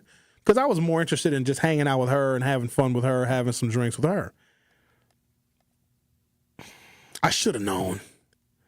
The name of the bar, Fluid, represents gender fluid. And this is where I met a man, like a dude, looked like a dude, had a 5 o'clock shadow, wearing a baseball cap backwards, wearing a T-shirt and some jeans. But he introduced himself to me as a she because he identified as a woman. But whatever. So we walk in, and it's a guy at the door checking IDs or whatever. And she, actually, if you saw me at the night market last year, you probably saw me with her. But anyways, she knows the guy at the door, and she introduces me to the guy at the door at Fluid. And it's a fella who's wearing a little bit of makeup. Not a lot, just a very tasteful, very subtle makeup. And then she says to the guy at the door talking about me, isn't he just dreamy? And the guy at the door was like, he sure is. And I didn't know what to think. I was like, oh, thank you both. It put me in a very unusual kind of circumstance that I was called dreamy by her, thumbs up, but then the fella at the door wearing a very tasteful amount of makeup also agreed. So that was my experience at Fluid. Let's talk to Al. It's all fair game. What's on your mind, Al? You know, I seen that video. First thing I want to say is don't go to the gas station on Titonia and Keith because somebody got robbed last night. And, of course, it was a bunch of kids that should have been at home. But that video was very, very disturbing. And I'm going to be honest, they need to start locking their little black asses up. All right? Because they're doing way too much. They don't give a damn, so we shouldn't give a bigger damn. You know what I'm saying? I feel lock them up, give their mama a $1,000 ticket. If their daddy ain't around, find him, Google him, CCAP him, give him a $1,000 ticket too. Now he got 1,000 reasons to be in his kid's life. You know, so since can't nobody raise their kids and the police run my house, they can run them steel bars, them concrete floors, and them silver toilets. And then, because if we correct this now, we won't wait till they get 40 years old and find Christ and say, God forgave me and now I'm saved. No, we're going to save you now. You know, and we don't need nobody crying about the crime bill, because if some of these nigglets was not giving the crime bill the ammunition, we wouldn't be going through this. So since he says, oh, I go down here for violence, you can violence that $1,000 ticket. And let's be honest, some of their parents don't even got money like that. Why would you even want to put your mama in a predicament like that or your daddy in a predicament? They don't got no money for no attorney. Or what happened? My child got shot. They was going to turn their life around. Boo-hoo, we don't give a damn. You know? So start locking them up and give their mama a ticket for $1,000 or find their father, because, you know, they always say, because the father's not in the house. Now he got 1,000 reasons to be in the house, and he can raise his offspring, because it's getting ridiculous. And it's bad enough we already got to deal with stuff. And most of the stuff they shooting and killing each other is because don't nobody want to talk. Everybody got these guns. Now everybody got triple D breasts and 13 inches with a whole lot of girth, and everybody all big and bad. Prime example, I go in the gas station, Mr. Hughes. This dude had this big old gun and 3 pit bulls hanging out his Crown Victoria. So I'm like, well, what's all this about? So since we doing all this and these kids is uncontrollable, lock them up. And y'all need to talk to your daughters. I don't know if your daughter's out here tricking and she paying your rent while y'all sitting on your pink eye and your brown round. Because there's no excuse for no teenage girl to be outside when it's hot. Her pH balance is probably off, and the boys is probably running a train on her in the basement. Because you know how they say you want to run us, we going to screw you in and rape your mouth. Start giving all of them tickets. Ticket to mama, ticket to daddy, and don't call here talking about no damn crime bill. That's your job to raise your kids when you, it hurts so good. Hurt this damn ticket for $1,000 and give it to the daddy too. And that's all I'm going to say. And one more thing. As long as there's racist white people, they will never leave black people alone, because we're like crack to racist white people. No matter what they say, no matter what they do, they're going to find a reason to put black people in their business. But they're mad at us, but they're not mad at the Jews. They talking about they don't want us living around them, and they don't want the Jews, but the money ain't never been going to the blacks. It's been going to the Jews. And I hope some of you Republicans call in and argue that. And maybe ask yourself why Ted Cruz trying to get another $250 billion to go to the Jews, but y'all talking about illegals. Y'all dumb. Have a great day, everybody, and happy Monday. Bye-bye. Bye. I personally don't believe that issuing a citation of any dollar amount will have any kind of substantial effect, because they're not going to pay the ticket. So the repercussion would be not the issuing of the fine and then a child, a teenager, or a parent, or the mysterious daddy. The deterrent is not, oh, no, I have a $1,000 ticket I have to pay. Oh, no, I got to borrow money from a friend or a relative, or I have to work extra overtime. They just won't pay the ticket. So then the next repercussion or consequence will be to issue the warrant for someone's arrest, because none of them would pay those fines. They would rip that fine up right there. They wouldn't pay it. There's going to be a court date. They're going to get time to pay the fine. They're not going to pay the fine. And so then there will be an additional penalty or repercussions after that. That is where the deterrent would be, but it also will be a really tremendous burden on our judicial system, our criminal justice system, and Milwaukee Municipal Court. Securing the area, because we know that works, and it's worked in other places. But it also is troubling because it will tarnish the image of Water Street, and eventually people are going to stop going. Now, the incident that took place over the weekend, that is reason enough for people to stop going. But putting in those really heavy-handed security measures, I think that there needs to be at least, at minimum, some kind of curfew enforcement. There has to be a way in which you check the identifications of people entering that area. And you can cordon it off. You can't use wooden barriers because people clearly will just drive through those. But there is a way in which they can use concrete barriers. There's one way in, there's one way out. And so that we will know if you were in the vicinity of Water Street, let's say between, McKinley and State Street, if there are people that are within that area, they have been searched, they have been wanded. We know that they don't have any weapons. Because really, here's what the problem is. I don't know if it's necessarily the people. It's the people that are able to bring in weapons because it's just a public thoroughfare. It's just like open to the public, and it's all pedestrian now because they have it blocked off to traffic. But there has to be, because someone should not be able to bring a gun into an open, crowded area where errant bullets could strike and kill anybody. You're listening to The Truth with Sherwin Hughes on 1017. When I come back, I want to talk about where we are statistically with the shootings, non-fatal shootings and homicides so far in the city of Milwaukee, and are we experiencing any kind of a notable uptick, or are we on par and average for previous summers in the city of Milwaukee? Don't go anywhere. I'll be back shortly. The Truth with Sherwin Hughes returns after this on 1017 The Truth app, and 1017thetruth.com.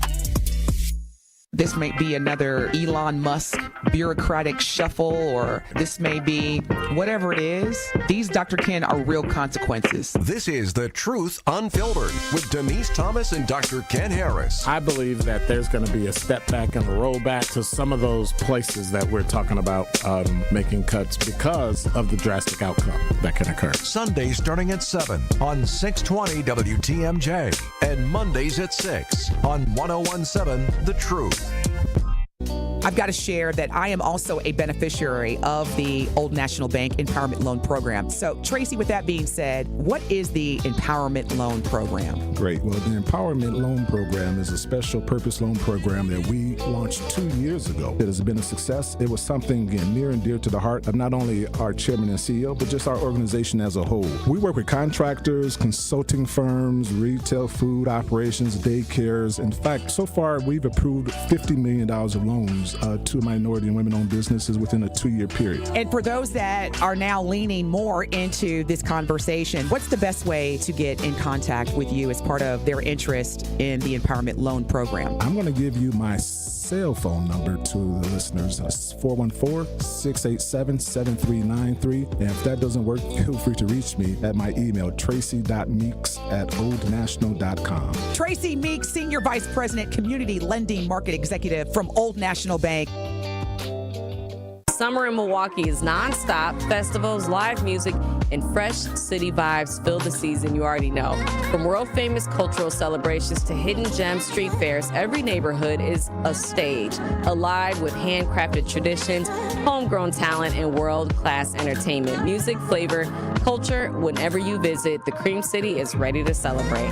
This summer, don't just visit. Make sure you experience Milwaukee, the city of festivals.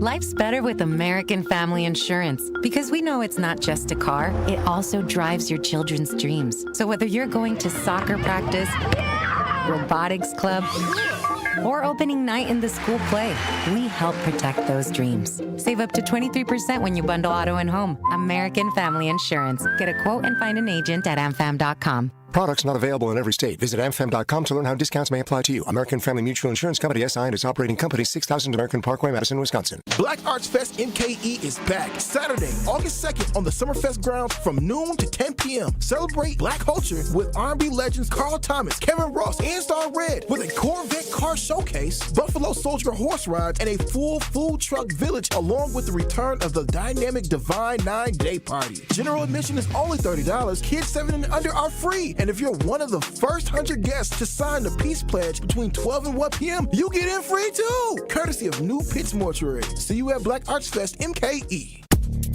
You are listening to The Truth with Sherwin Hughes on 1017 The Truth, The Truth app, and 1017thetruth.com.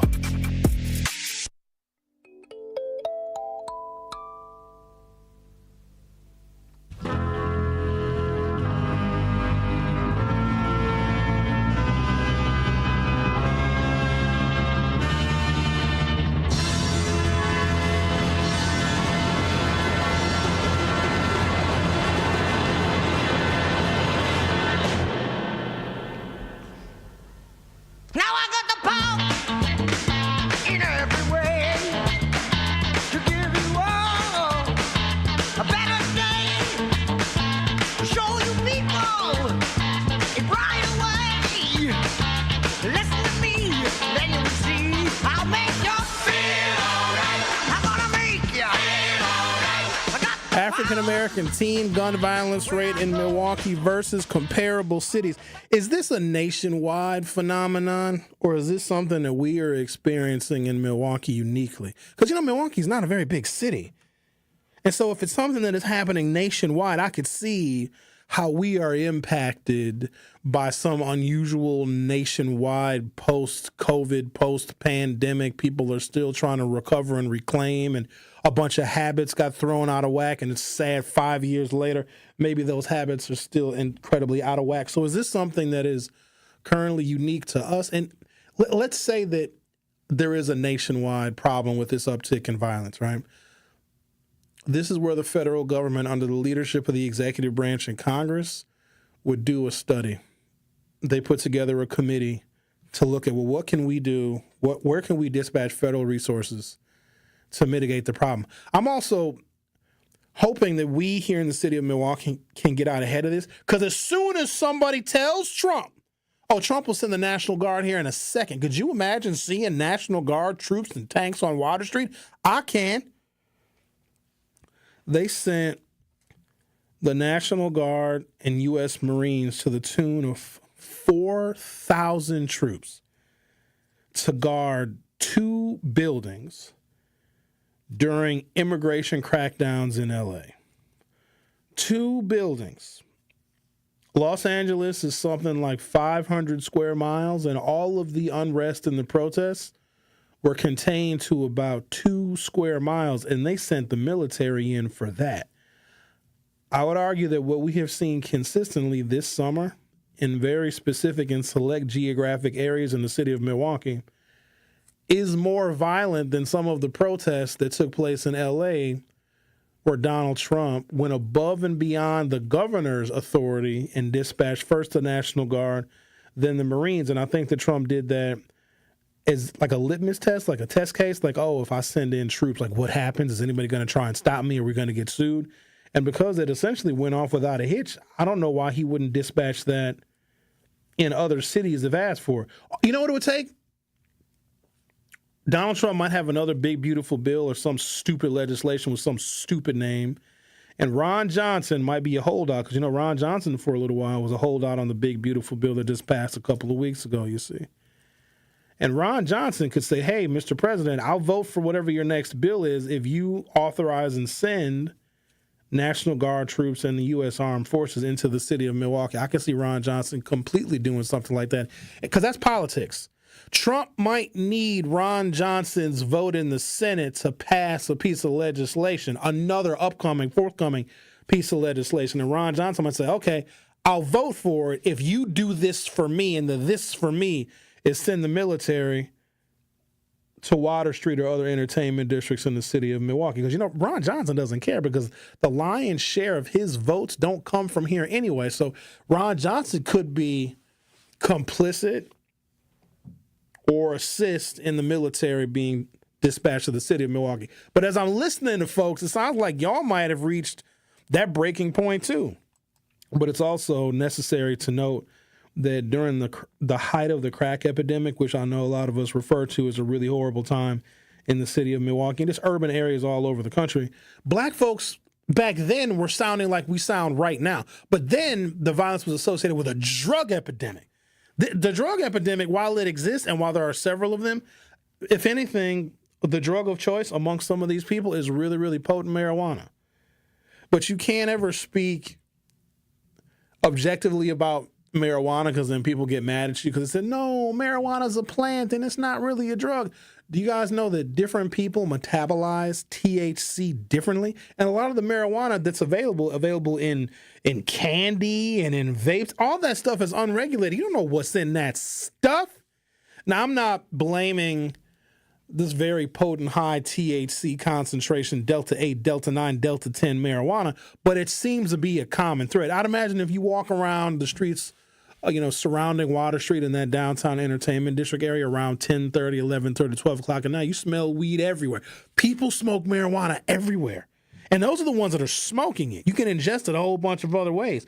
But we are not associating this current uptick, or it seems to be an uptick in violence with any drug, but people are just as angry. The public is just as angry now as they were in the late 80s and the early 1990s, because I remember that. I mean, hell, 1989, I was 14 years old. In 1994, I was 19. So this was an era in which I grew up, and I remember hardworking families, decent people wanting the violence to stop and willing to go to extraordinary lengths, including just locking black people up. But then 30 years later, we called it racist. Will we call an uptick in law enforcement to deal with what we're seeing right now? Because innocent people are getting shot. If there's an increase in enforcement, maybe it's a curfew, maybe it's more profiling, maybe it's checkpoints, I don't know what it is. And if black youth are disproportionately caught up in that, maybe we pursue Al's idea. Al said, give everybody $1,000 tickets. Get a mom a $1,000 ticket. Get a kid a $1,000 ticket. Google the daddy. Give him a $1,000 ticket too. I don't know if some of these daddies are Googleable. Not sure if you can Google them, but whatever. And if we find out that these enforcement measures are disproportionately targeting black kids, 30 years from now, are we going to say that it was racist? That's why it's very important that we do these shows and we have these conversations so you can hear people's levels of frustration. Black people, I believe, are the first ones to hold disrespectful and unruly black people accountable. We're the first ones to do that. I can give you another comparison. If Barack Obama was acting the way that Donald Trump is acting and has been acting, black people will be the first ones to speak up. We wouldn't defend his disgusting behavior because we as black folks know better than that. Now, I can't say the same for my Caucasian counterparts because they'll let Donald Trump be associated with a pedophile, commit voter fraud, cheat on his wife, pay porn stars, and they'll still vote for him.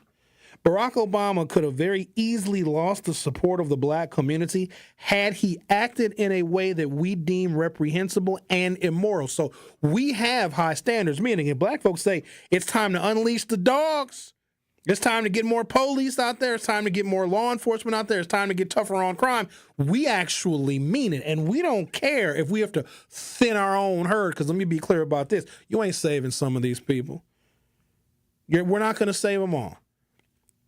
There are things that we can do right now to hopefully reduce, lower, and mitigate what we're seeing right now playing out 10 years from now, 15 years from now, because there's still a cohort of children that we can work with, shape, mold, and mentor so they never become like the one man that says he comes to Water Street for the violence. So apparently that video that we played earlier, where the young person who basically proves a point that I was trying to make, that he only goes to Water Street for the violence. Apparently he must have been getting a lot of heat for saying that because he issued a response video, which I'm not going to play, and I'm not going to play it because I don't think that he deserves to respond because of what he said in the heat of the moment. I believed it. Don't act a fool in front of the camera and then all of a sudden people start coming for you because we can single you out and call you one of the problems. Because he said in the video earlier, rewind this video that you're watching right now on YouTube. You can watch it. We ain't going to play it again, though. He said he comes to Water Street for the violence, and now he is being held responsible for his words. The first tenet of being a man is you will be responsible for what you say. And sometimes words are like toothpaste. Once it's out the tube, you can't put them back in. And so he recorded another video basically walking back his impromptu statements that we all heard earlier of him saying he goes to Water Street for the violence. No, sir, I believe you. And 2 people got shot. So you now, after you find out people got shot, can't walk back your commentary. In fact, I'm glad he made that commentary because that better informs the rest of us. Now, it's unfortunate that some of the businesses on Water Street are going to suffer because I don't know who would even want to go back there after that. I really don't know because it's not worth it. African-American teen gun violence rate, Milwaukee versus comparable cities. I have 2025 data, and I got to take a break. I'll come back and talk about that on the other side. And I do have a detail of whether homicide rates are up, down, or staying the same from either previous years in comparable cities. So let's see how Milwaukee rates. You're listening to The Truth with Sherwin Hughes on 101.7 FM. I'll be back in a couple of minutes. The Truth with Sherwin Hughes returns after this on 101.7 The Truth app, and 1017thetruth.com. Open road is calling, and the ride begins at Potawatomi Casino Hotel Milwaukee. This July, you could burn rubber on a custom Harley-Davidson in the Fire Up Your Fantasy motorcycle giveaway. Play with your rewards card all July for entries. Thursday drawings for extra cash and reward play. Fire up your fantasy. Only at Potawatomi. More info online. Must be 21 and a rewards member to play. What's poppin', Truth Nation? It's your girl Noni Juice with Ashley Lucas from Associated Bank, and this is Making Your Money Work. There's a lot we actually have to get into, okay? And one of the main things that I feel like people aren't really talking about a lot are tariffs. Oh. Yes, tariffs is a big one, and I think people need to know how tariffs could actually potentially impact small business clients. So how does it impact them? Yeah, it's something that we're talking about at Associated Bank quite a bit with our business clients. We call it the big T word because it's kind of scary, but it's something that I think small businesses really do need to proactively discuss to make sure they're prepared. And something to remember is the economy changes all the time. Businesses withstand changes in the economy. So purchasing will change, right? Pricing may change depending on if they're buying outside of the United States, but maybe even within the United States. So if you have a retail store, it could potentially mean that the price of the goods that they're purchasing for their store may go up. And sometimes product may take longer. So if people start switching where they're buying from, it might take longer to get. So those are some things that if you're a business owner right now, you should be discussing with your bank or with peers or with a subject matter expert to just make sure you're prepared if it does change your business. So how can small business owners prepare for this whole tariff situation?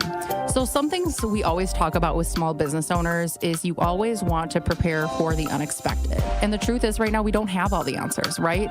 We are learning, banks are learning, subject matter experts are learning right alongside business owners. There's a couple things you can do. One, reach out to your financial institution and ask what they know. Right now, we are getting research. We're talking to economic experts to make sure that we have the appropriate information to give to business owners. This has been Making Your Money Work, brought to you by Associated Bank.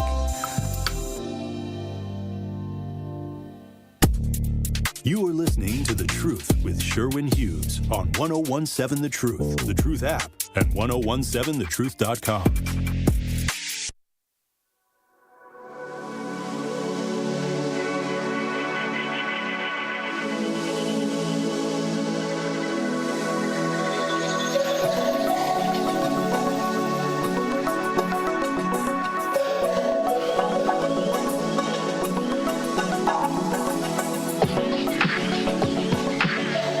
There's another factor that is contributing to I'm going to call it a limited youth culture that has a propensity toward really extreme violence. Kids are always going to be rebellious because their worldview is different than those who are in control, right? Young people see the world differently. They operate differently. Their culture is different. Their music is different. Their style is different. Their slang is very different. And so they're operating in their own universe that is different, distinct, and separate from the world of the adults.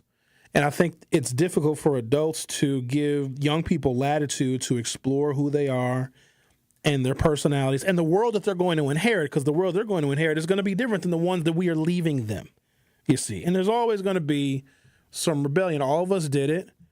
But there's a factor that plays a role in why some young people just have this like sociopathic tendency toward the worst kinds of peace disruption. All right, Milwaukee 2025 snapshot. Homicides are up 10% in 2025 of 65 homicides as of late June. So now I think we're at 87. So this information just goes to the end of last month. 77% of the victims are black and half are age 29 or younger. So I'm going to stop right there.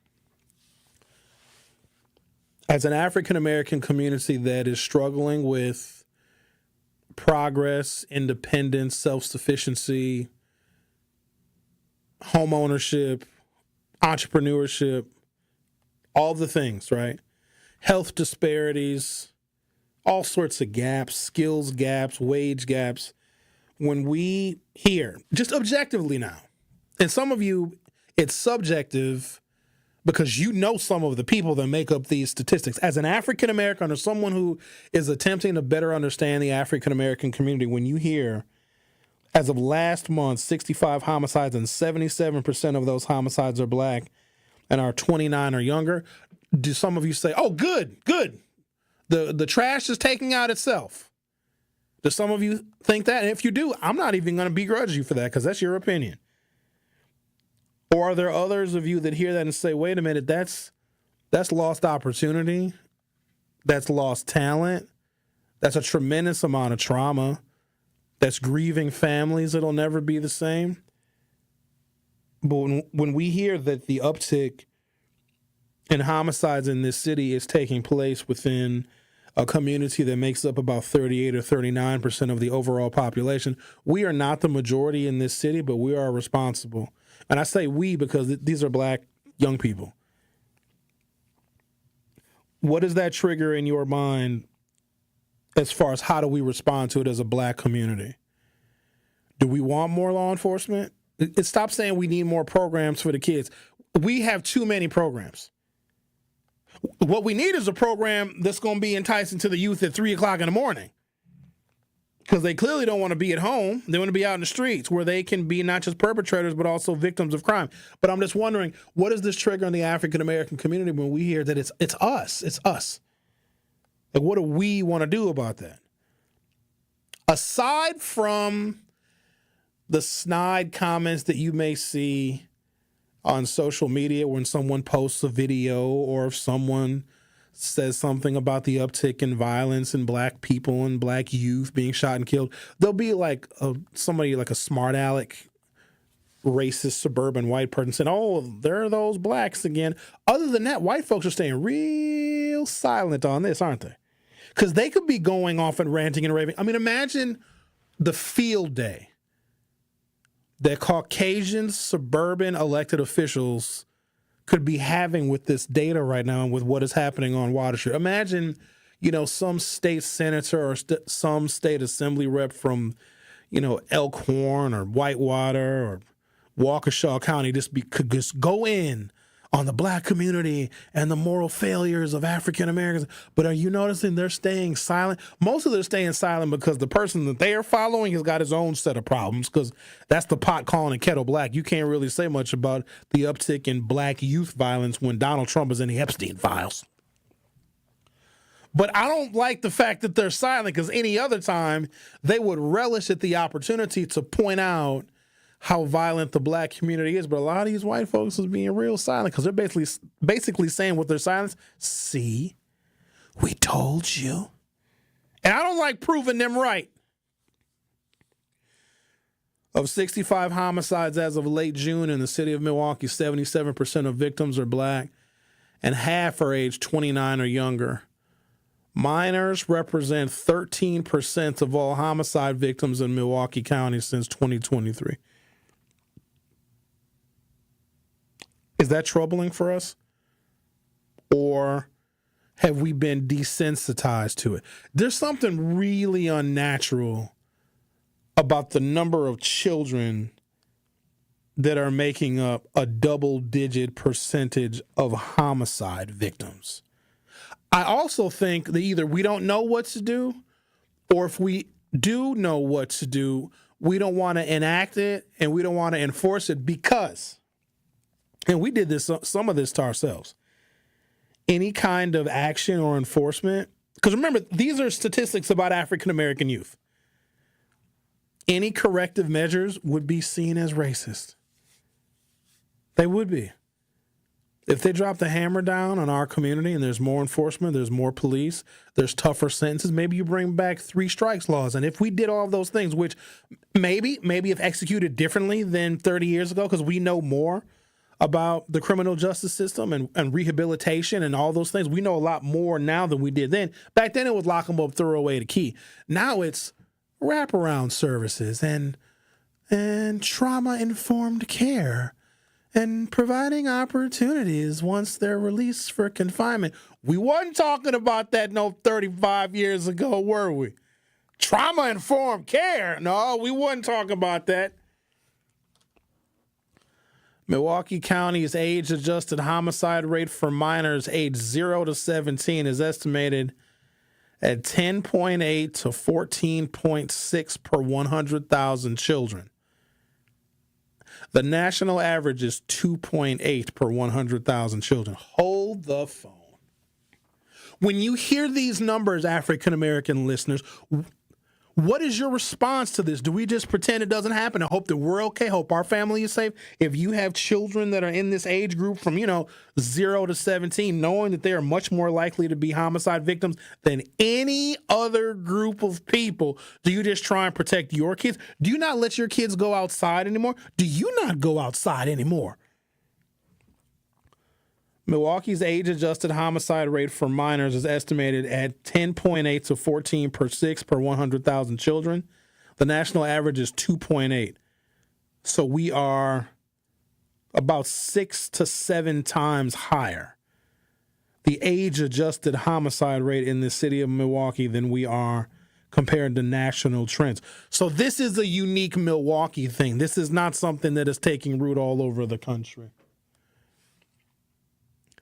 Black males under 18 in Milwaukee are 14.5 times more likely to die by firearm homicide than their white counterparts. Black males under 18 in Milwaukee are 14.5 times more likely to die by firearm homicide than white counterparts. Okay. I'm going to be objective here, and it might sound cold and callous. Knowing that, why would you even want to be around them? I can see if it was like 2 times higher, maybe 3.2 times, 4 times, 14.5 times more likely for black males under the age of 18. There was a 16-year-old that was murdered, and I think there was a 17-year-old and a 15-year-old that were also shot at the same scene. Why would you even want to be around someone who statistically is 14.5 times more likely to die by firearm homicide? Meaning they're 14.5 times more likely to die. You might be 30 times more likely to get shot by being near them. Now, you can't turn your back on these kids. But if you're worried about your safety, I can see why somebody would. Comparison, similarly sized cities with comparable demographics. Milwaukee population, 570,000, 39% black. Baltimore population, also 570,000, Baltimore is 62% black. Memphis, Tennessee, 620,000 people, 64% black. Cleveland, 370,000 population, 48% black. St. Louis, population 290,000, 45% black. Baltimore, the youth homicide rate is 12 per 100,000. Memphis, it's 11 per 100,000. Cleveland, it's 9 per 100,000. St. Louis is 13 per 100,000. Milwaukee's black teen homicide rate is comparable to or slightly higher than Baltimore, Memphis, and St. Louis, and significantly higher than the national average for all black youth. There's something going on here. We got to figure this out. It's not like we can lean on other cities because they're doing better than us. Now, their statistics aren't exactly golden either, but we are worse than them. Take a break, come back. We'll talk to Alan, I think, on the other side. Yeah, Alan. And we got to figure this damn thing out because this problem is not one that we can't conquer. It's just, are we willing to do some very uncomfortable things in order to save the lives of our youth? This ain't white kids. This ain't Asian kids. It's not beautiful biracial children. It's not them, even though they're half in it, half out of it. These are black kids. The Truth with Sherwin Hughes on 101.7 FM. We'll be back shortly. The Truth with Sherwin Hughes returns after this on 101.7 The Truth app, and 1017thetruth.com. From the biggest stars to the greatest moments, Behind the Bucks is Bucks history like you've never heard it before. It's all on Behind the Bucks on the Bucks Plus audio network. Behind the Bucks is presented by Gallagher, your trusted insurance broker and HR and benefits consultant. Available now on bucks.com/plus, the Bucks app, the new ESPN Wisconsin app, and wherever you get podcasts. It's 101.7 The Truth's Dr. Ken Harris for Pella Windows and Doors of Wisconsin. For windows with the strongest resilience, you need the Pella Experience. The Pella Experience Center in Brookfield lets you see, feel, open, close, and compare dozens of windows and door options from 7 different Pella lines side by side. A friendly expert can go over Pella's endless possibilities for all price ranges, from colors to hardware to custom designs, ensuring you get the best possible look for your home. Pella truly believes that quality windows and doors don't have to be expensive. With a range of affordable options and products assembled in the U.S., you get the look you want at a price you can afford. Stop by soon, because if you order by July 31st, you can get 0% interest for up to 5 years. Certain restrictions apply. Visit the Pella Experience Center in Brookfield. It's off Blue Mound Road, kitty corner to Cops, or schedule your free in-home consultation today at PellaWI.com. Summer in Milwaukee is nonstop. Festivals, live music, and fresh city vibes fill the season you already know. From world-famous cultural celebrations to hidden gem street fairs, every neighborhood is a stage, alive with handcrafted traditions, homegrown talent, and world-class entertainment. Music, flavor, culture. Whenever you visit, the Cream City is ready to celebrate. This summer, don't just visit. Make sure you experience Milwaukee, the city of festivals. At Hazelden Betty Ford, treating mental health isn't just about breaking old patterns. It's about braving new ones. As the leader in alcohol and drug treatment for 75 years, we know caring for addiction, anxiety, depression, and trauma goes hand in hand. We're here for you with new tools when life breaks down. Discover your path to better mental health at hazeldenbettyford.org/Wisconsin. Sponsored by Hazelden Betty Ford Foundation.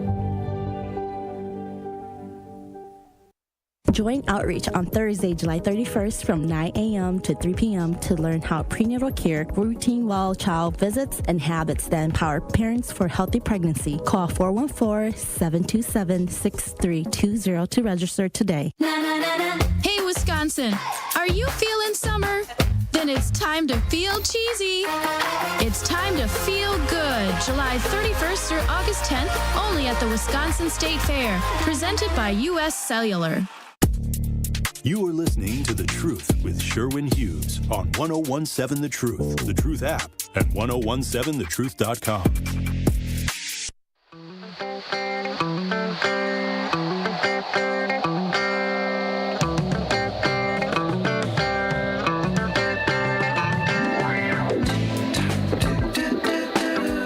833-212-1017, 833-212-1017. Cities with the highest African-American teen homicide rate year-to-date 2025. Based on the most recent available data and news reports, the cities with the highest African-American teen homicide rate so far in 2025 are number 5, Cleveland. Number 4, Memphis. Number 3, Baltimore. Milwaukee is number 2. St. Louis is number 1.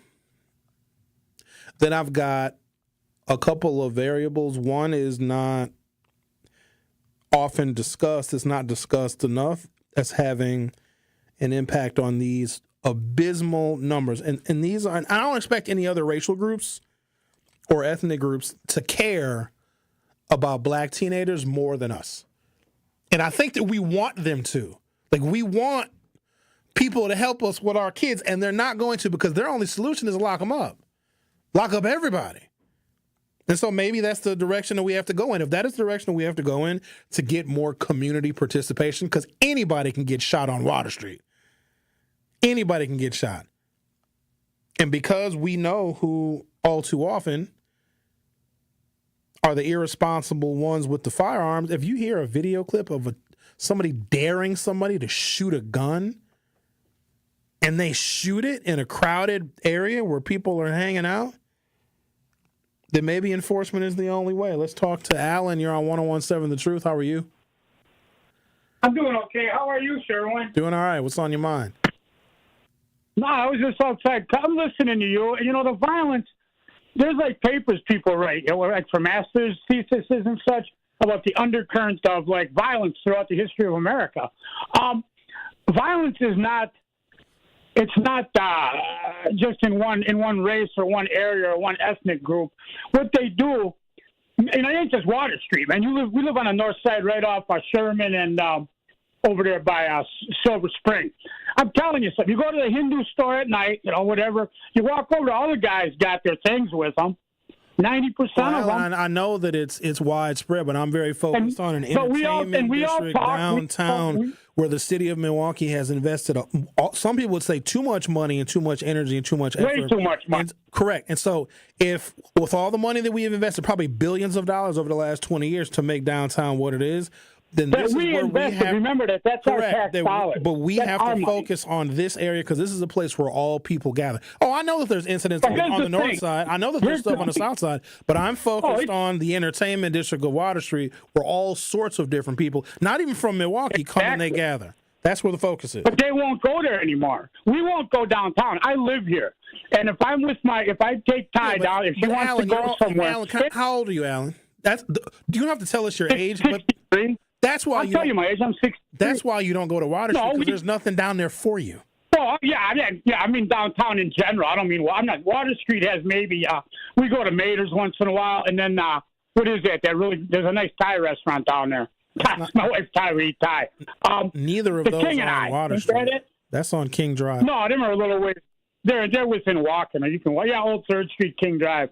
But anyway, I just wanted to tell you that the only way to stop violence, this violence prevention thing we had one, and I'm gonna do a quick tangent here and get back over on this Hamilton guy. What a scam that was. Why don't you investigate why he left first, our district up here and just took that job all of a sudden, and that's why he just disappeared too. There's more to that guy than you can imagine. That's a waste of money. Absolutely. What you need here is we need a three-prong approach. You need family, you need community involvement who are serious about being involved, not just old people and grandparents. We need people who need to sit down and realize across the board and communicate what we really need to do. Because people do not need to die over the stuff they're dying. Some people do need to die probably, but not over nonsense. Not over daring somebody to shoot somebody. That's insane. So there you go. I agree with you again, man. Thank you. Appreciate your call and your... Hey, you know what else I did here? Remarkably, I stayed on point. Right, so let's end the call with you. I am going to. I'm going to tell Ty I showed growth. I showed positive growth, my friend. Are we ever going to be able to talk to her? Is she there right now? Can I talk to her? No, she's busy working for the city, padding her pension. Let me tell you something, man. No, we gotta go. Alan, we're gonna leave it there. It's there for you. Okay, thank you. Okay, all right then. Jesus Christ. You ever notice that these fellas that call in, even Andy Positive, who talks about his wife with great affection. Andy Positive, his wife's name is Wileta. He talks about her all the time, and sometimes she is there near him when he calls into various shows on 101.7 The Truth. But why is it that you guys never let your wives talk? We want to hear from the wives. I want to hear from the ladies. Get tired of hearing men talk all the time. Men just be doing all that talking. I want to hear the ladies talk. So, fellas, if you call into my program and your wife is in the vicinity, we want to hear from her too. The Truth with Sherwin Hughes will be back for hour 3. The Truth with Sherwin Hughes returns after this on 101.7 The Truth, The Truth app, and 101.7thetruth.com. Hi, my name is Noor, and I am proud to be a Riverside University High School Tiger. As a rising sophomore, I am excited to get involved in many opportunities. RUHS offers like advanced placement classes, sports, and student council. But what I love about Riverside most is that Riverside University High School makes everyone feel welcome and provides students with lots of opportunities. On Saturday, August 23rd, from 11 o'clock to 3 o'clock, join us at Riverside for the Truth Family Fest. We will have entertainment, food trucks, and vendors. See you there. Here at the new 101.7 The Truth, we aim to be a staple in Milwaukee's Black community. We are committed to partnering with local organizations and supporting Black-owned businesses. We are proud to call Milwaukee our city and promise to be a positive reflection of our community. We look forward to celebrating Black culture and excellence with you every day as we make history and continue to uplift the voices in our city. Join us for the journey at the new 101.7 The Truth, founded by Gruber Law Offices. Milwaukee, Black Talk. The biggest snowflakes out here are always been the white Republicans who are so gung-ho on protecting the feelings of white kids while they ignore the needs of other kids. If Milwaukee's youth has a problem with fighting, well, white youth have a problem with being destructive and offensive. So it is sad that our government is actively working to de-emphasize educating and uplifting students of color in different backgrounds on college campuses. That emphasis is going to be diminished, and the only kids that will suffer will be our kids. They were willing to hold up the advancement of the state of Wisconsin because they disagree with DEI. What are white Republicans afraid of? Why are they afraid to face the fact that their grandmas and grandpapas were part of a system which purposely held Black folks back and failed to give us the access that we deserve? Until these politicians stop ignoring these egregious acts of hate and racial incidents, America can never be great again. Catch Truth to Power with Kyle Wallace every weekday from noon to 1 p.m. on 101.7 The Truth and The Truth app. We are the keepers of the wild, America's original and most invested conservationists. For more than 80 years, we've been committed to conserving wildlife and the natural landscapes that define our nation. From rugged alpine ridgelines to peaceful tall grass prairies, we've supported the conservation of more than 36 million acres of American wildlands. Our funding has led to cleaner water, fresher air, and improved wildlife habitat. From abundant fish and waterfowl populations to robust deer and elk herds, nothing is more important than maintaining wild spaces for adventurers to explore and wildlife to thrive. We are America's hunters and target shooters, stewards of the American outdoors. America's hunters and target shooters, along with firearm, ammunition, and archery manufacturers, have invested more than $46 billion to help state fish and wildlife agencies manage and protect wildlife and wildlands across America. For more information, visit outdoorstewards.org. Join the movement. Listen to the Tory Lowe Show on 101.7 FM, 1510 AM WGKB Waukesha, and W269DL Milwaukee, the locally owned Good Karma brand station.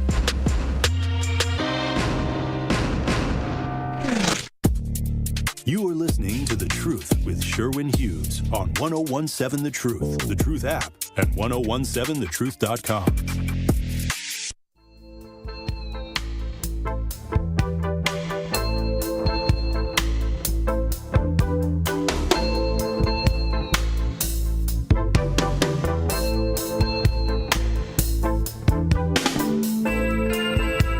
Welcome to Hour 3 of The Truth with Sherwin Hughes. Been going through some, I'm going to call it troubling information, but I don't think that it's information that we can't get a handle on. It's something we can learn from, ideas we should be exploring, and how we can save the lives of hopefully more innocent people. But there's a phenomenon that is impacting African-American youth, mostly boys. There's some girls too, but mostly boys. And it's impacting them pretty significantly. And we may have some very tough decisions to make because it might require an increase in the criminal justice system. And we don't like that, right? But we're left with no choice. If somebody is going to make a conscious decision to disrupt, and the disruptions can range, but if the most extreme of those disruptions that people are making conscious decisions to execute run afoul of the law, then it is what it is. And maybe that saves some people. You guys have heard the stories of someone that they're glad they got caught. Prison was the best thing for them. And we don't want that to be the case. We want to get out ahead of these problems, but for some people, that's it, because prison may save their lives, because everything that we're coming up with is not working. Before I get into a couple of variables that are contributing to this, it doesn't mean that we change these things overnight. I just want people to be more aware of some of the things that are currently in the ether that are contributing to this uptick of black youth violence. And I'm being very specific and very intentional. This is not Asian kids. This is not kids from the Caribbean. This is not kids from the country of India. These are African-American kids here in the city of Milwaukee. There's enough blame to go around, but one of the things that I want to mention is that people will call out a particular elected official or two.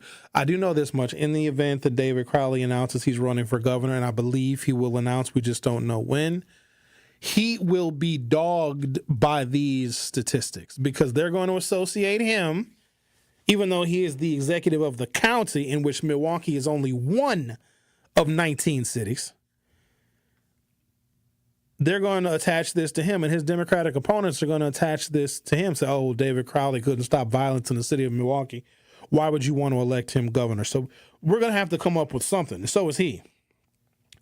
But that's why I want to call this out, because it's only the simple-minded that think that a single elected official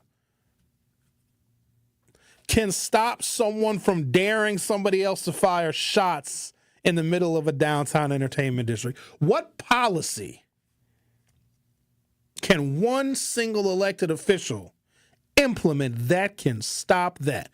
You know, we all have free will. And do you want to live in a society where a single elected official has the ability to stop and stifle somebody else's free will? Of course you don't. This is not the mayor's fault. It's not the county executive's fault. It's not the alderperson's fault.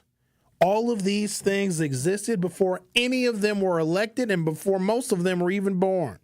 So it is unfair for us to blame any single person or even a group of them. What they can do, though, and I think this is why there's so much failure, is we come up with the idea, we come up with a solution, because these are our kids. This is our community. We come up with the idea, they implement it. What do you think the 1994 crime bill was? A bunch of fed up black people. And, all right, they built jails, got more cops on the streets, and then look what resulted. So when black people are fed up and come up with a solution, and then black people suffer, go to jail, get life sentences, whatever, 3 strikes and you're out, because black people wanted that, you can't call it racist. Because then what will happen is the rest of society will say, well, we're not going to do anything. We know black people are very angry, you're very upset. A lot of kids are getting killed, other people are being injured. But if we do anything, if we have any kind of enforcement, you're just going to call it and us racist. So quite honestly, looking at this objectively now, because don't think that other groups and other races of people are going to have more sympathy for black people and black youth than we are. Because we're quick to call out the racism of any other group in a second, okay? And they know that, so why would they help us? Why would they? Because they're supposed to. Remember, these aren't their kids. Their kids got programs that work. Their kids have mentors, basketball programs and baseball programs and summer recreation. Their kids go swimming. Our kids drown in blood. But there's a couple of variables here. Education. Lower educational attainment is strongly correlated with higher rates of youth gun violence. Milwaukee and similar cities with underfunded schools and low graduation rates see higher youth homicides. Well, we know that. The problem is the investments that we are making in education are not, in my opinion, showing a positive impact on the negative statistics. And they're going to ask for more money. MPS would be smart to say, hey, everybody, these poor educational outcomes are because we don't have enough money. Give us more money. Give us another $200 million referendum, and we're going to something, make the homicide rates amongst 0 to 17-year-old youth go down. We'll fall for it again because we always do, and then MPS will get another influx of taxpayer money. And what will happen is the schools that are already high-performing will be even more high-performing because they're going to get the lion's share of the money that are needed for the poor-performing schools.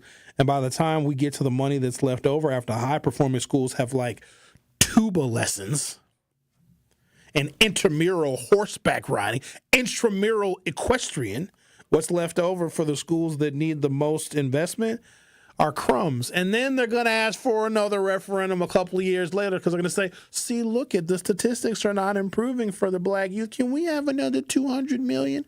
MPS sounds like me when I was asking my parents for money to go to the mall. And I got creative. Hello, mother. Hello, father. And I say stuff like, well, you don't want me to steal, do you?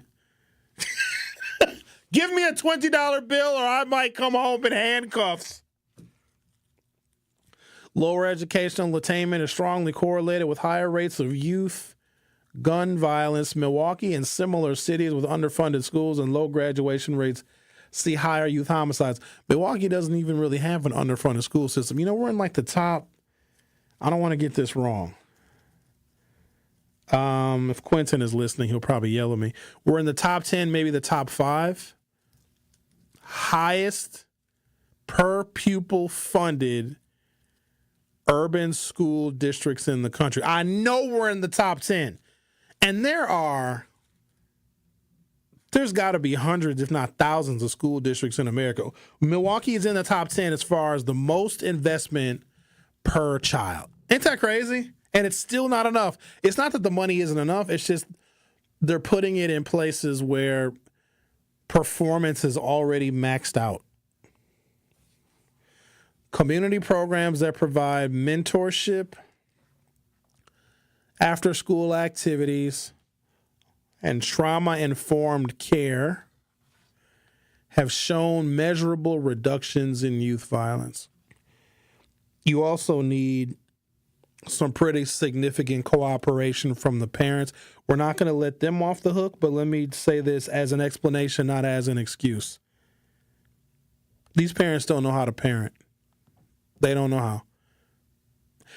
I can take any statistic like third grade reading level and somebody will say, oh, that's not the school's fault.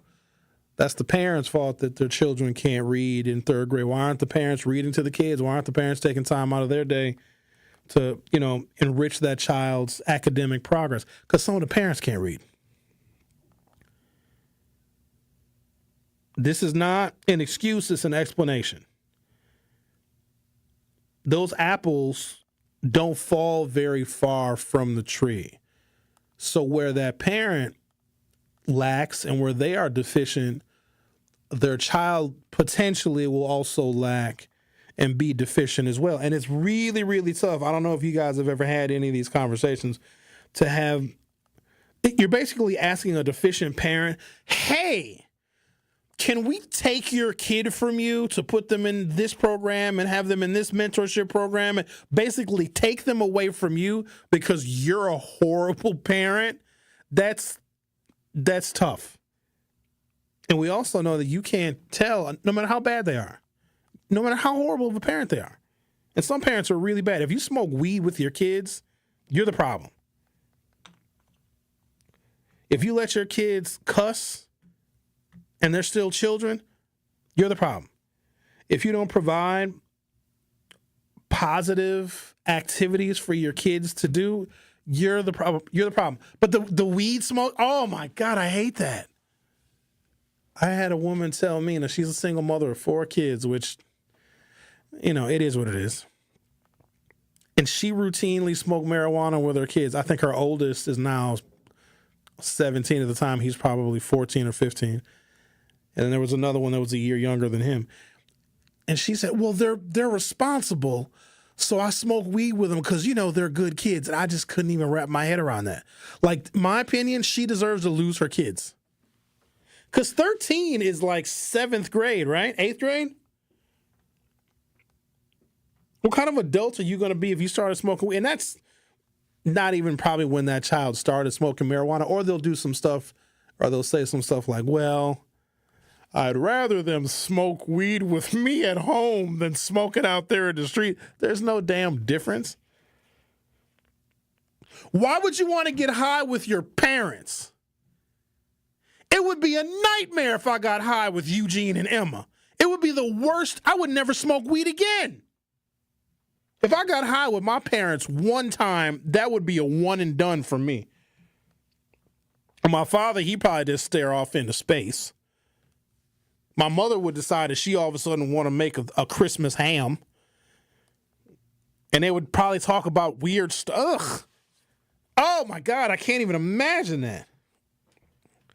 Community programs that provide mentorship, after-school activities, and trauma-informed care like We Got This Garden Project in Milwaukee have shown measurable reductions in youth violence. Here's the other variable. I'm going to state it. I'm going to take a break. We're going to come back and talk about it. Foster care. There's a link between foster care involvement and increased risk of gun violence victimization. A lot of these kids are not wanted because a parent can have a kid and be like, yeah, I don't want you anymore.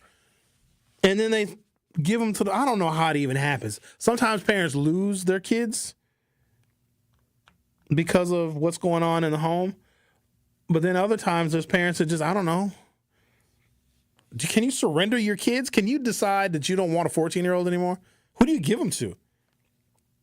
I know they have like those baby drop stations. You guys know about those? Where if a woman has a baby, there's no questions asked. They can just drop their baby off at a fire station. I'm not kidding you. There's like a box. I'm not joking. It's not fun either. So if a woman has a baby, like there's no questions asked, she can just bring her baby to a box. Like, remember how you used to drop video cassettes off at Blockbuster? You put them in a chute and you close the chute. Like you drop the video cassette and you close the chute. You can do that for a newborn baby and they don't even ask any questions. They won't call the police. They won't do any of that. How do you put a 14-year-old in one of those? What do you do as a parent? I'm very curious now. I guess I probably could Google it, but I'd rather hear from you all. If you have a 12, 13, or a 14-year-old that you can't raise them anymore. You can't do anything with them. They're violent. They're unruly. Some of these kids hit their parents. Last week, somebody brought up, and people bring this up all the time, oh, Sherwin, these kids, they're not disciplined. Yeah, they are. These parents are punching these kids in the face with closed fists to discipline these kids. And sometimes these kids are jumping on their parents and their grandparents and they're hitting them back. So it's not a matter of discipline. These kids, when they're not just violent in the street, these kids will beat their mamas up. So what do you do if you're a mama and you got a bunch of kids and you just have one that you just can't do anything with? And no, you can't give them to a family member because your family members don't want the little son of a gun either. All right, I'm going to take a break, come back. We're going to talk about the impact of foster care and how there is a link, there's a direct correlation between children that were involved in the foster care system and youth gun violence. The Truth with Sherwin Hughes. Will be right back. The Truth with Sherwin Hughes returns after this on 1017 The Truth, the Truth app, and 1017thetruth.com. Crew Tuesdays are back on July 29th. Churio sends it deep to left, and there she goes. Catch the Brewers on local TV as they battle the Chicago Cubs. And Yelich launches one deep right center field. Forget about it. Oh, my goodness. Third deck. This edition of Brew Crew Tuesdays is presented by Delta Dental of Wisconsin. Tune in July 29th at 6:40 on Fox 6 in Milwaukee, or check out your local listings to watch the game. summer in Milwaukee is nonstop. Festivals, live music, and fresh city vibes fill the season you already know. From world-famous cultural celebrations to hidden gem street fairs, every neighborhood is a stage, alive with handcrafted traditions, homegrown talent, and world-class entertainment. Music, flavor, culture, whenever you visit, the Cream City is ready to celebrate. This summer, don't just visit. Make sure you experience Milwaukee, the city of festivals. Strong moms build strong families. Outreach's Healthy Starts, Healthy Hearts empowers parents with tools for healthy pregnancies, heart-smart habits, and thriving kids. Join us on Thursday, July 31st from 9 a.m. to 3 p.m. to learn about prenatal care, well child visits, and more. The event is free at our Capitol Drive location and open to all families.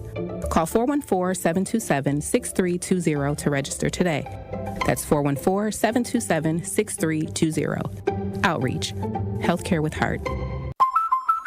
Hey, Drew and Jonathan Scott here. Build a customized renter's policy with American Family Insurance so you can protect your tandem bike on the go. Thief! Oh, he is struggling with that two-seater. Life's better when you're under American Family's roof. Insure carefully, dream fearlessly. Get a quote and find an agent at amfam.com. Some exclusions may apply. Products not available in every state. American Family Mutual Insurance Company, SI, and its operating companies. 6000 American Parkway, Madison, Wisconsin. Hey, Wisconsin, are you feeling summer? Then it's time to feel cheesy. It's time to feel good. July 31st through August 10th, only at the Wisconsin State Fair. Presented by U.S. Cellular. Wisconsin is as hard-working of a place as you'll ever find. People here are tough, but even the toughest among us need help after a serious accident. At Gruber Law Offices, we won't stop fighting for you and your family. One call, that's all. You are listening to The Truth with Sherwin Hughes on 1017 The Truth, The Truth app, and 1017thetruth.com.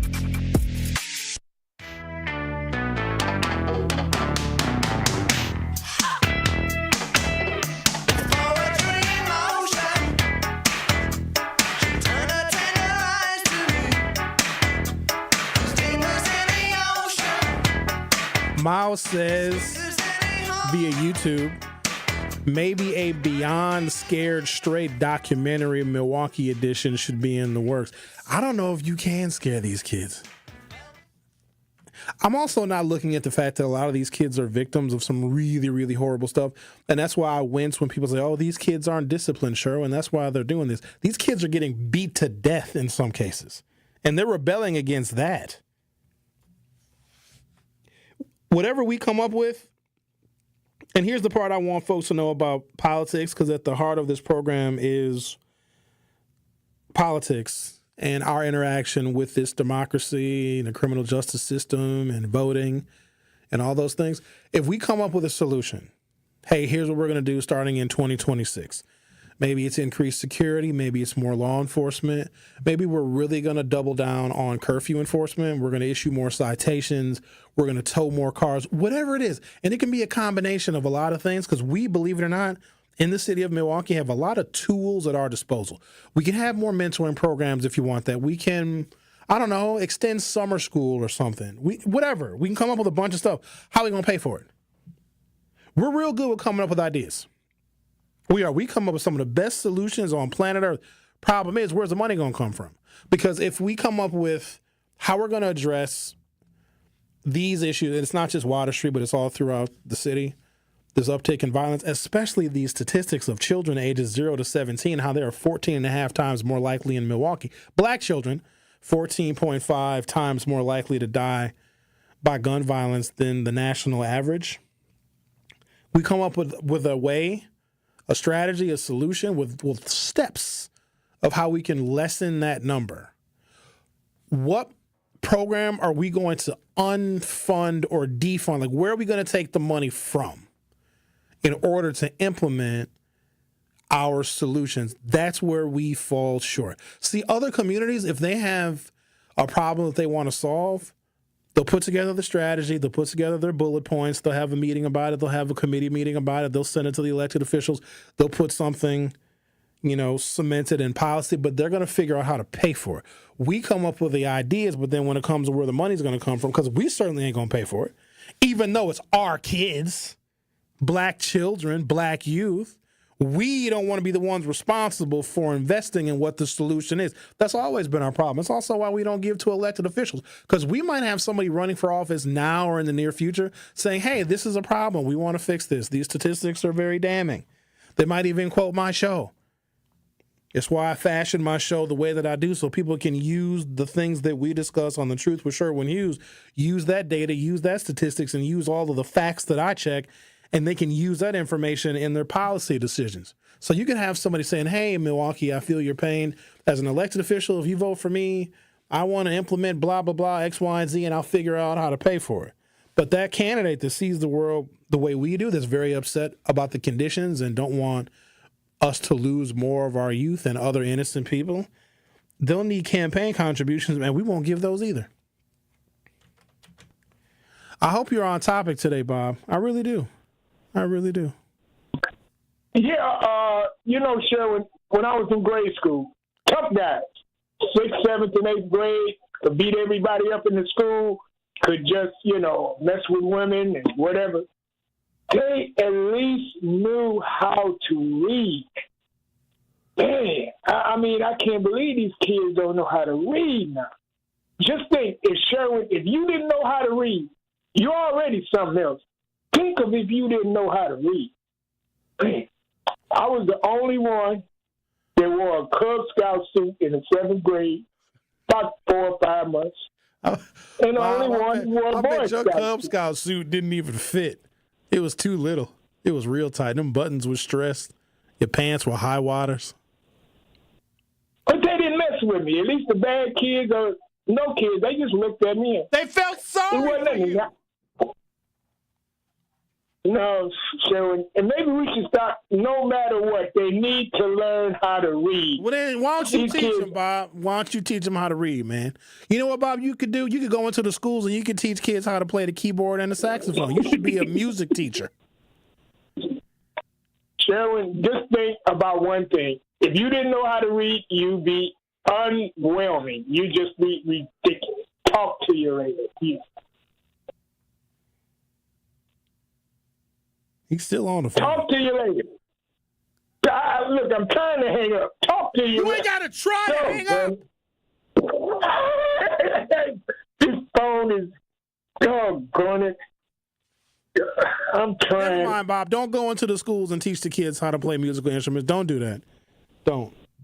Well, I'm still trying to hang up because you make me sick sometimes. You know what I mean? Hang the phone up, man. You found a way to dial, so you can dial, but can't hang up. This phone is, this how hard is it? It's a big button.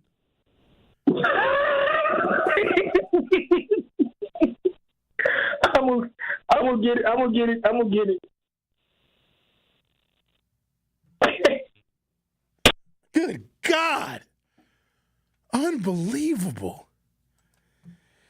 There's a credible link between foster care involvement and increased risk of gun violence victimization.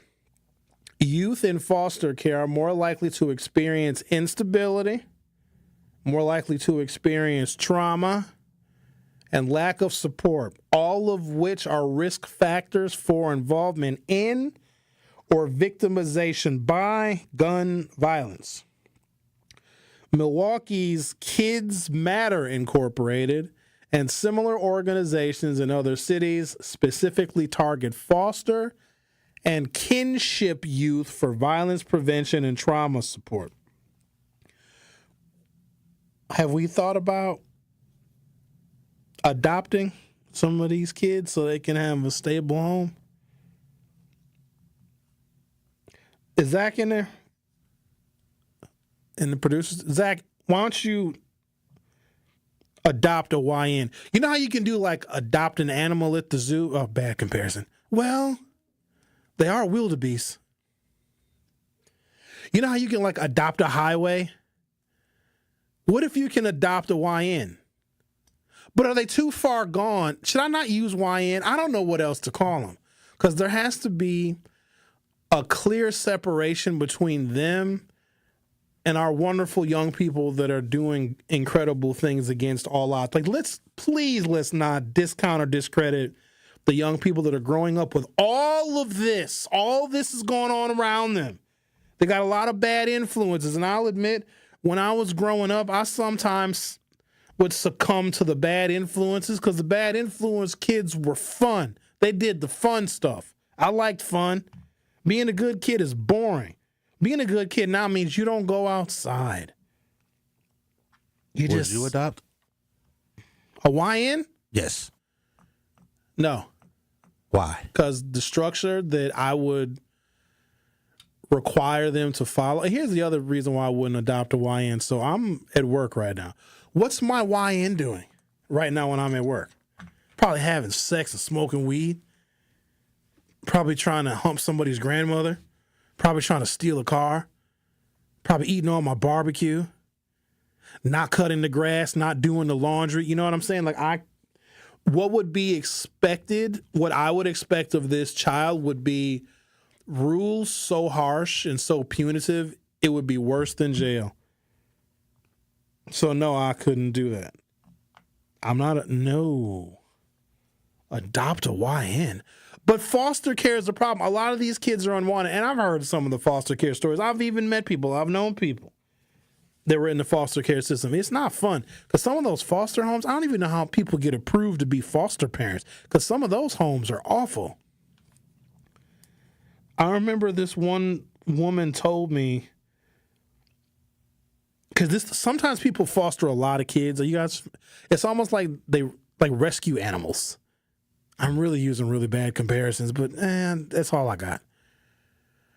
You ever seen like puppy mills and they just adopt a bunch of dogs and they got you know what I'm saying? They got a bunch of cats and dogs in the house because they love cats and dogs, but they have too many to take care of. So there is a particular lady who would have like 4 or 5 foster kids at a time. And like the foster kids are all having sex with each other. It was so bad. Some of those foster homes are worse than the homes the kids came from originally. And she said, so this woman would make dinner for this assortment of mismatched foster kids. Okay? And then after dinner, she put a lock on the refrigerator and the freezer. A lock. So let's say she made dinner at 5 o'clock. Everybody eats dinner at 5 o'clock. No one could eat food after 5 p.m. And I remember this young woman telling me this story. And I didn't believe her. She's like, no, Sherwin. She would put a padlock because everybody would eat up all the food. So she would, if you were hungry after dinner, like you just had to starve until breakfast in the morning. I found that to be absolutely terrible. Let's talk to Kathy. You're on 101.7 The Truth. How are you? What should we do about the YNs? The foster kids?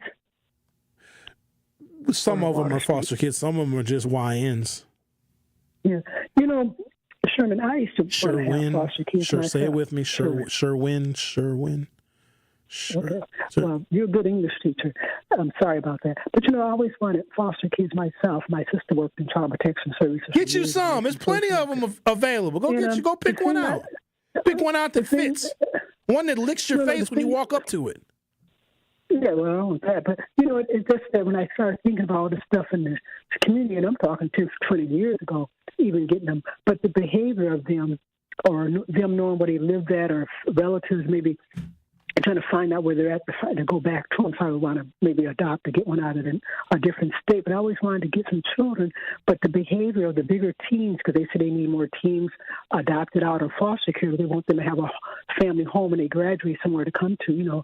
And if you're a foster child of mine and you've been with me till you're 18, you're not leaving the house. I'm not going to throw you out. You're part of the family. You know, like that. We go on vacation, you go. You're still my kid at 20 years old. But I got godkids. I got some of my niece and nephews are children that I do things with and stuff. But it's kind of scary out here right now with some of the kids and their behavior. And I don't know if I really want a drug baby. I can take a kid maybe it's been environmental. Drug? What's the drug? What's the drug baby? Well, I would say drug and alcohol. Sometimes the behavior is a little different. Oh, the fetal alcohol syndromes? Fetal alcohol? Yes. You know, Eric Bond talked about that years ago. So we got a 20-year loss coming up right now with that because they wouldn't house the moms when they were pregnant until they had the baby because we got all these problems going on. But I like kids, and it's a shame when you see kids you can't stand because of their behavior. You know, it just hurts me when I hear that. And I hear things that the kids are doing out here because I do enjoy children, and I seen a girl on my block off of Brady Street. The little girl, a baby, shouldn't have been more than 2 years old.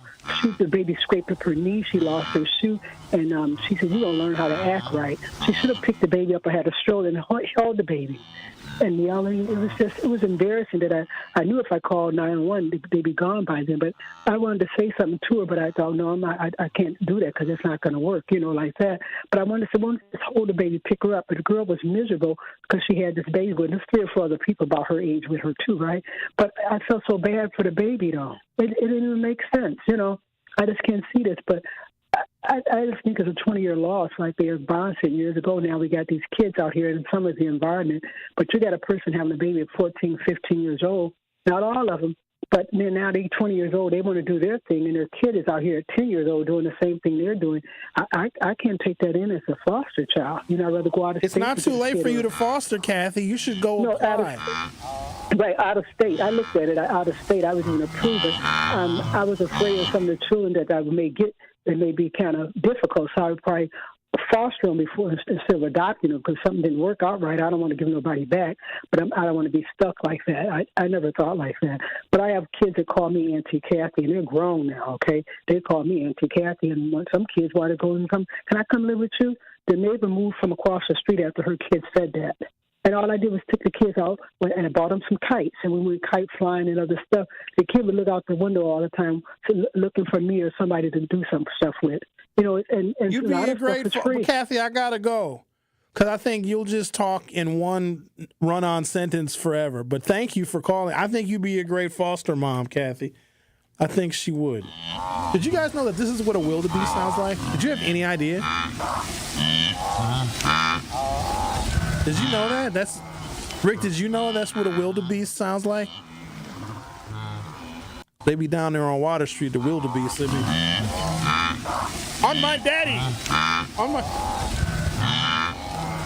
The Truth with Sherwin Hughes on 1017. We'll be right back. The Truth with Sherwin Hughes returns after this on 1017 The Truth app, and 1017thetruth.com.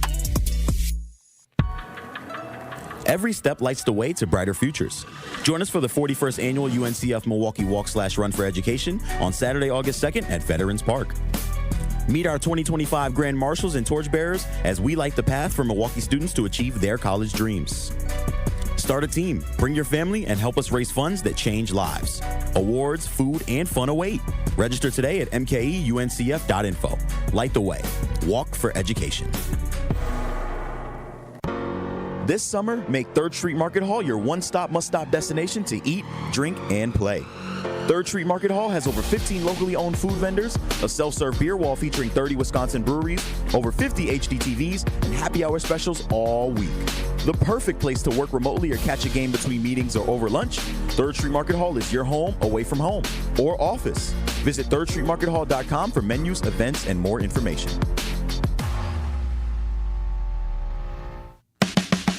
It's time for Truth Takes, a thought-provoking commentary on the award-winning 1017 The Truth. Here is Kyle Wallace with his truth.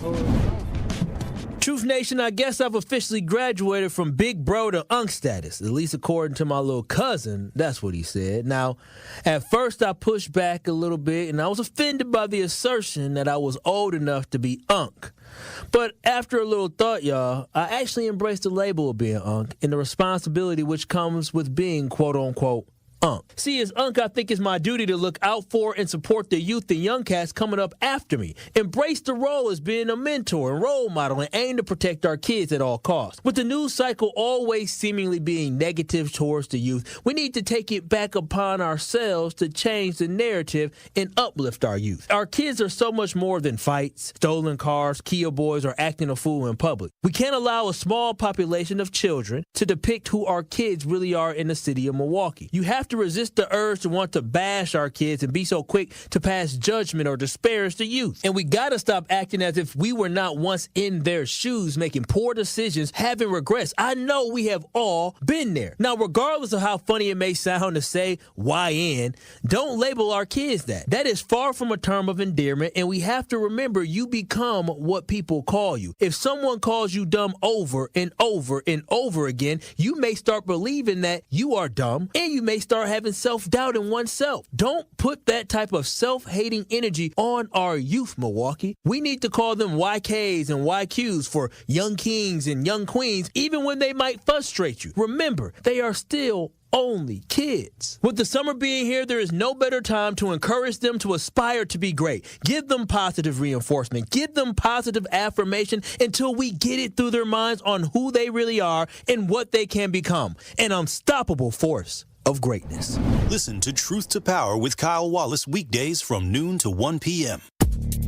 You are listening to The Truth with Sherwin Hughes on 1017 The Truth, The Truth app, and 1017thetruth.com. Chaka Khan, Chaka Khan, Chaka Khan, Chaka Khan, Chaka Khan, let me rock it, Chaka Khan, let me rock it, that's all I wanna do, Chaka Khan, let me rock it, Chaka Khan, let me rock it, let me feel for you, Chaka Khan, what you tell me what you wanna do you feel for me the way I feel for you, Chaka Khan, let me tell you what I wanna do, I wanna love you, wanna hug you, wanna squeeze you too, let me take it. This music doesn't really fit with the topic of this. It doesn't fit at all. All right. Thank you, Shaka Khan. All right. Spare the rod, spoil the child. You guys know how many parents kill their kids in discipline? Whether it be, and there's a real fine line between child abuse and discipline. We got to get out of that old way of thinking. And people say, oh, well, my parents beat the hell out of me and I turned out okay. So, number one, no, you didn't. You're probably depressed. You drink too much. You have relationship problems. You have a whole bunch of other issues that's related to the abuse that you suffered. But, you know, your parents loved you, so you think that you turned out okay. But you probably also had a whole community. You had a whole village.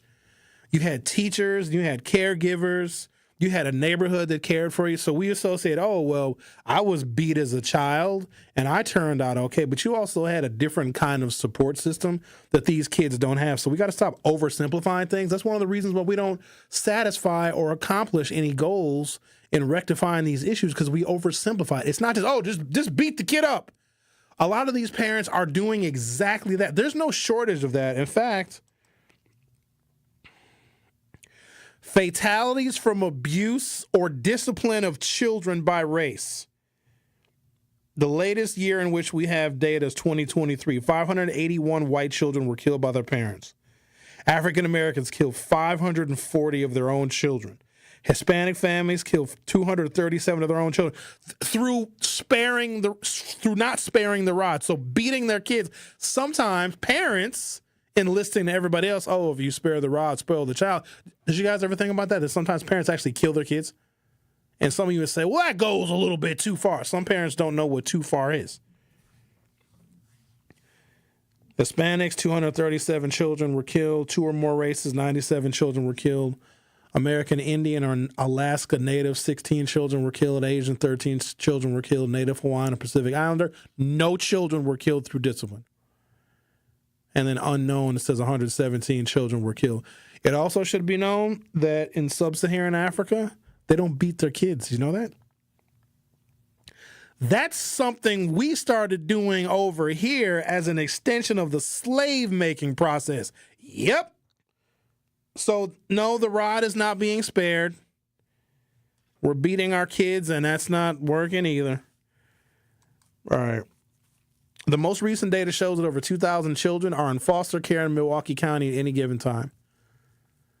This figure is current as of 2025, according to Children's Wisconsin, which partners with the Division of Milwaukee Child Protective Services. For the entire state of Wisconsin, there's 6,918 children in foster care, but Milwaukee County represents the largest share. Hang on a second. Wisconsin is about 5.8 million people, right? I mean, is this Milwaukee County? It must be. Milwaukee County is about 1 million people. So we are 20%, this is countywide, of the state's population, but are 30% of the kids in foster care. Milwaukee's foster care population is disproportionately children of color. While the most recent detailed racial breakdown from Milwaukee County specifically isn't published in the 2025 Facing Reports, historical and state-level data show the following trends. Black/African American children are significantly overrepresented in Milwaukee County foster care, often making up more than half of the foster care population despite being a minority in the county's total population. And so I'm bringing this up because a lot of the young people, a lot of the teenagers that are involved in gun violence and committing violence are involved in the foster care system. So maybe we just need less children in the foster care system. I'm trying to encourage you to adopt a child.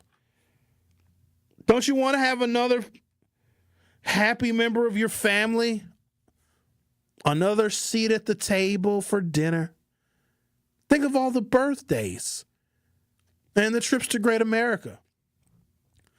Ooh, back to school shopping. You know, holidays aren't the same without children. Just adopt some children. What if we could solve this problem by just adopting some of the children that are right now waiting to find their forever home? Have we ever thought about that? That doesn't require additional metal detectors on Water Street. Now, we're going to have to do something for the summer of 2026, I assure you. Because when this summer completes itself, there will be higher enforcement measures. But to reduce the enforcement measures, what if we just adopted some kids? You know, I'm going to tell you what really will put everything over the edge as far as what next summer is going to look like, as far as enforcement goes. If y'all act up at State Fair, don't do it. Don't you do it. Don't go down to State Fair. And them West Dallas people, they're a little different now. West Dallas is like West Virginia. You know, you need several West Dallas residents, and officially, if you live in West Dallas, you're called a Stally Cat. Like, no, that's the official name. I think they even have their own, like, special flag. So in West Dallas, it's a very sad and unfortunate place. You need several West Dallas residents to make up one full set of teeth. What? Don't look at me like that. I didn't make the dental problem in West Dallas. I ain't got nothing to do with me. I got all my teeth. Stally Cat. They are Stally Cats. That's what they call themselves. But we can't go out there acting a fool, because if they're... But West Dallas, though, isn't State Fair expensive? It costs a lot of money. I think the tickets are expensive. I have not been to State Fair since... Oh, my God, I'm almost embarrassed to say. 2010. I haven't been to State Fair in 15 years, and I don't miss it. I'm not into eating all that stuff on a stick. It's not for me. You know what I mean? I don't need to go look at the cows and the pigs and the horses. That's not my thing. They got some concerts coming, though. I think Neo is coming. Bobby Valentino is coming to State Fair. Boy, that's going to bring out a rough crowd. But if you want to see heavy-handed enforcement on black youth, let there be an incident at State Fair, because they're already overly cautious, because T-Pain wanted to have a drag racing automobile drifting event at the Milwaukee Mile, which also was owned by State Fair.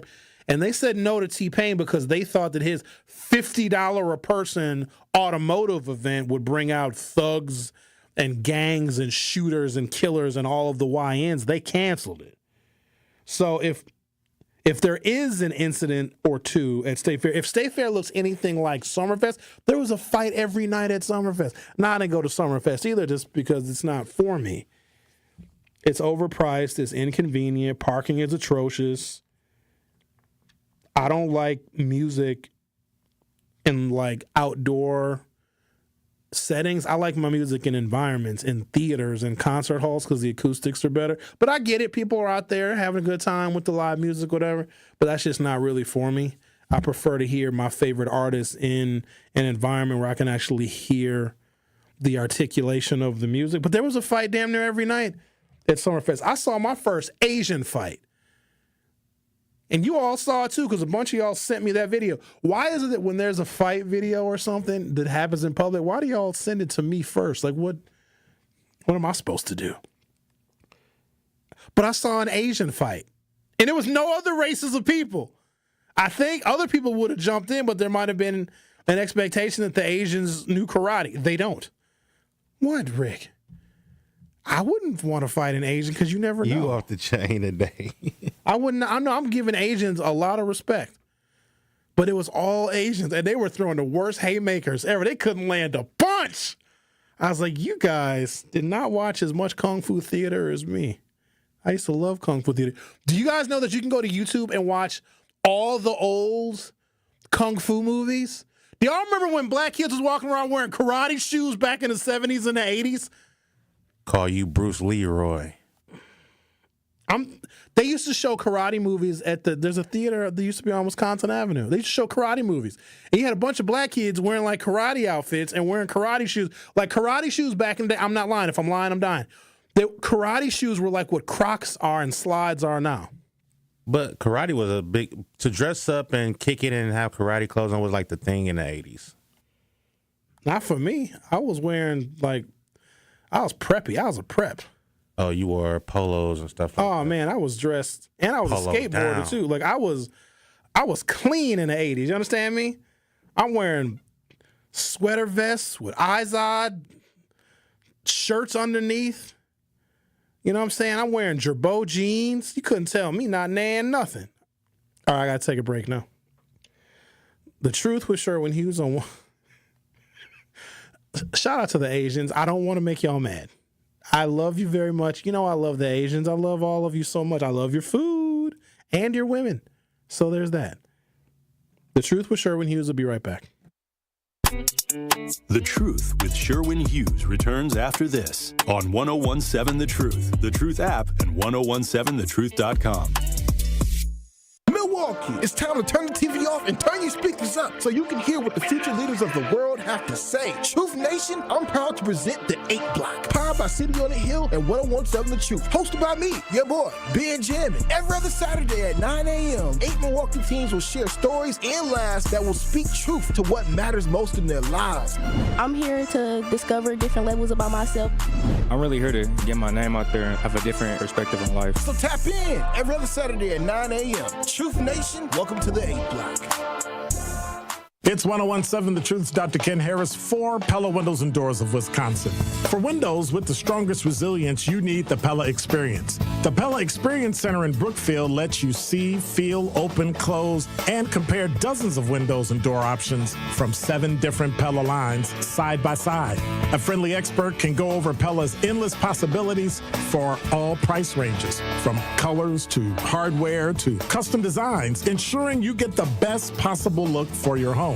Pella truly believes that quality windows and doors don't have to be expensive. With a range of affordable options and products assembled in the U.S., you get the look you want at a price you can afford. Stop by soon, because if you order by July 31st, you can get 0% interest for up to 5 years. Certain restrictions apply. Visit the Pella Experience Center in Brookfield. It's off Blue Mound Road, kitty corner to Cops, or schedule your free in-home consultation today at PellaWI.com.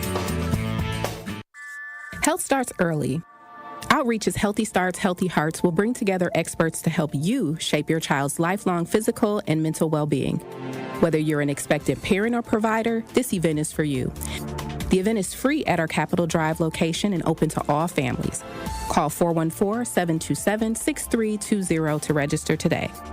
That's 414-727-6320. Outreach.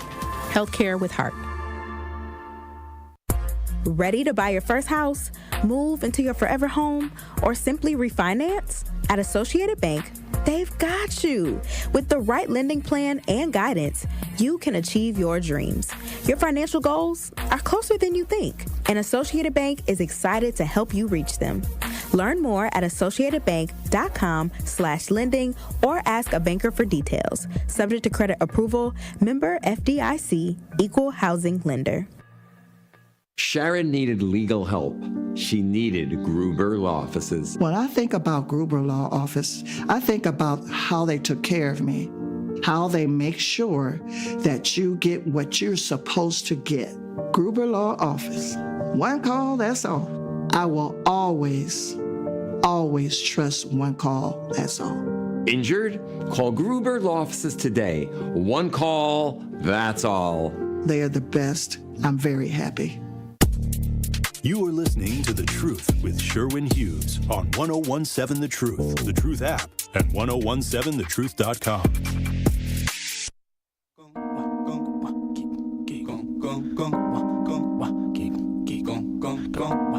Calling all black-owned business owners and entrepreneurs. Are you looking to share your story and grow your reach? Well, you can do that with us because we've teamed up with Associated Bank for our Black-Owned Business Give Back. Each quarter, 4 lucky business owners will win an opportunity to spotlight their brand and their journey on the award-winning 1017 The Truth. To sign up for your business spotlight interview, visit blackbusinessgiveback.com. That is blackbusinessgiveback.com. Let's rebuild our community through exposure on the truth. For official contest rules, head to blackbusinessgiveback.com. Associated Bank, member FDIC. Okay, guys. So we're going to adopt some kids and provide them with loving homes and structures. Mo Love asked me if I would ever adopt any children. Hell no! Oh my God! No way! No! No! I'm living my best life. I'm so free. I'm an independent man. I don't need no woman. I don't need nobody. I do what I want. I'm independent. INDEPENDENT. Do you know what that means? Adopt a kid and have to worry about what they doing. Worry about them eating my barbecue. I come home and all I want is my barbecue or that last little bit of watermelon that I had left in the refrigerator. Ooh, and it's good and cold. It's so cold it hurts your teeth. I've been eating a lot of watermelon this summer. It's so good. And there's no truly seedless watermelon. The seedless ones just have the little immature white seeds, and they're healthy for you too. In fact, the white seeds are healthier for you than the black seeds. The black seeds are just more mature. But no, there's no seedless watermelon. Watermelon is it's hydrating, it's sweet, it's delicious. I think it has a low glycemic index. It's very delicious. But no, I wouldn't adopt any children. I'm 50 years old. Why would I want to have? No way. Imagine me with a 7-year-old. I'd have to put a booster seat in the Volt. Whew. And I would want to go out, so I'd have to get a babysitter. I would be leaving my kid with Rick. I come pick my kid up. I'd be like, hey, Rick, I want to go out tonight, dog. Can you watch my kid from? And Rick would be like, I got a DJ. Well, then take the kid with you. I come pick my kid up from Rick's house on Sunday morning. My kid got gold teeth. I don't even watch my kid on the weekend. I'm at work. Well, then you better find somebody to watch mine too then. Well, where you take your kids to? Well, mine coming with yours? I told my son if he keep acting up, I'm gonna take him to the ghetto side of the family. Okay, well, then the ghetto side of the family going to have my kids you know too. that Third and Brown. They teach character, though. Yeah, it does. Because he's spoiled. Your son come home, Daddy, I know how to clean a 38. Daddy, no, you got to scrape out the barrel and you got to take off the cylinder. All right. What was this here? Milwaukee's foster care population is disproportionately children of color. Milwaukee County's numbers are more skewed toward black children due to local demographics and systemic factors. Milwaukee County foster care population is over 2,000 as of the year 2025. The entire state of Wisconsin's foster care population is 6,915. And I said all of that to say that fostered children have a credible link between involvement and increased risk of gun violence victimization. Youths in foster care are more likely to experience instability, trauma, and lack of support, all of which are risk factors for involvement in or victimization by gun violence. So today we discuss a variety of different solutions. I think that our entertainment districts, to maintain their integrity, like there shouldn't be people under 21 out on Water Street.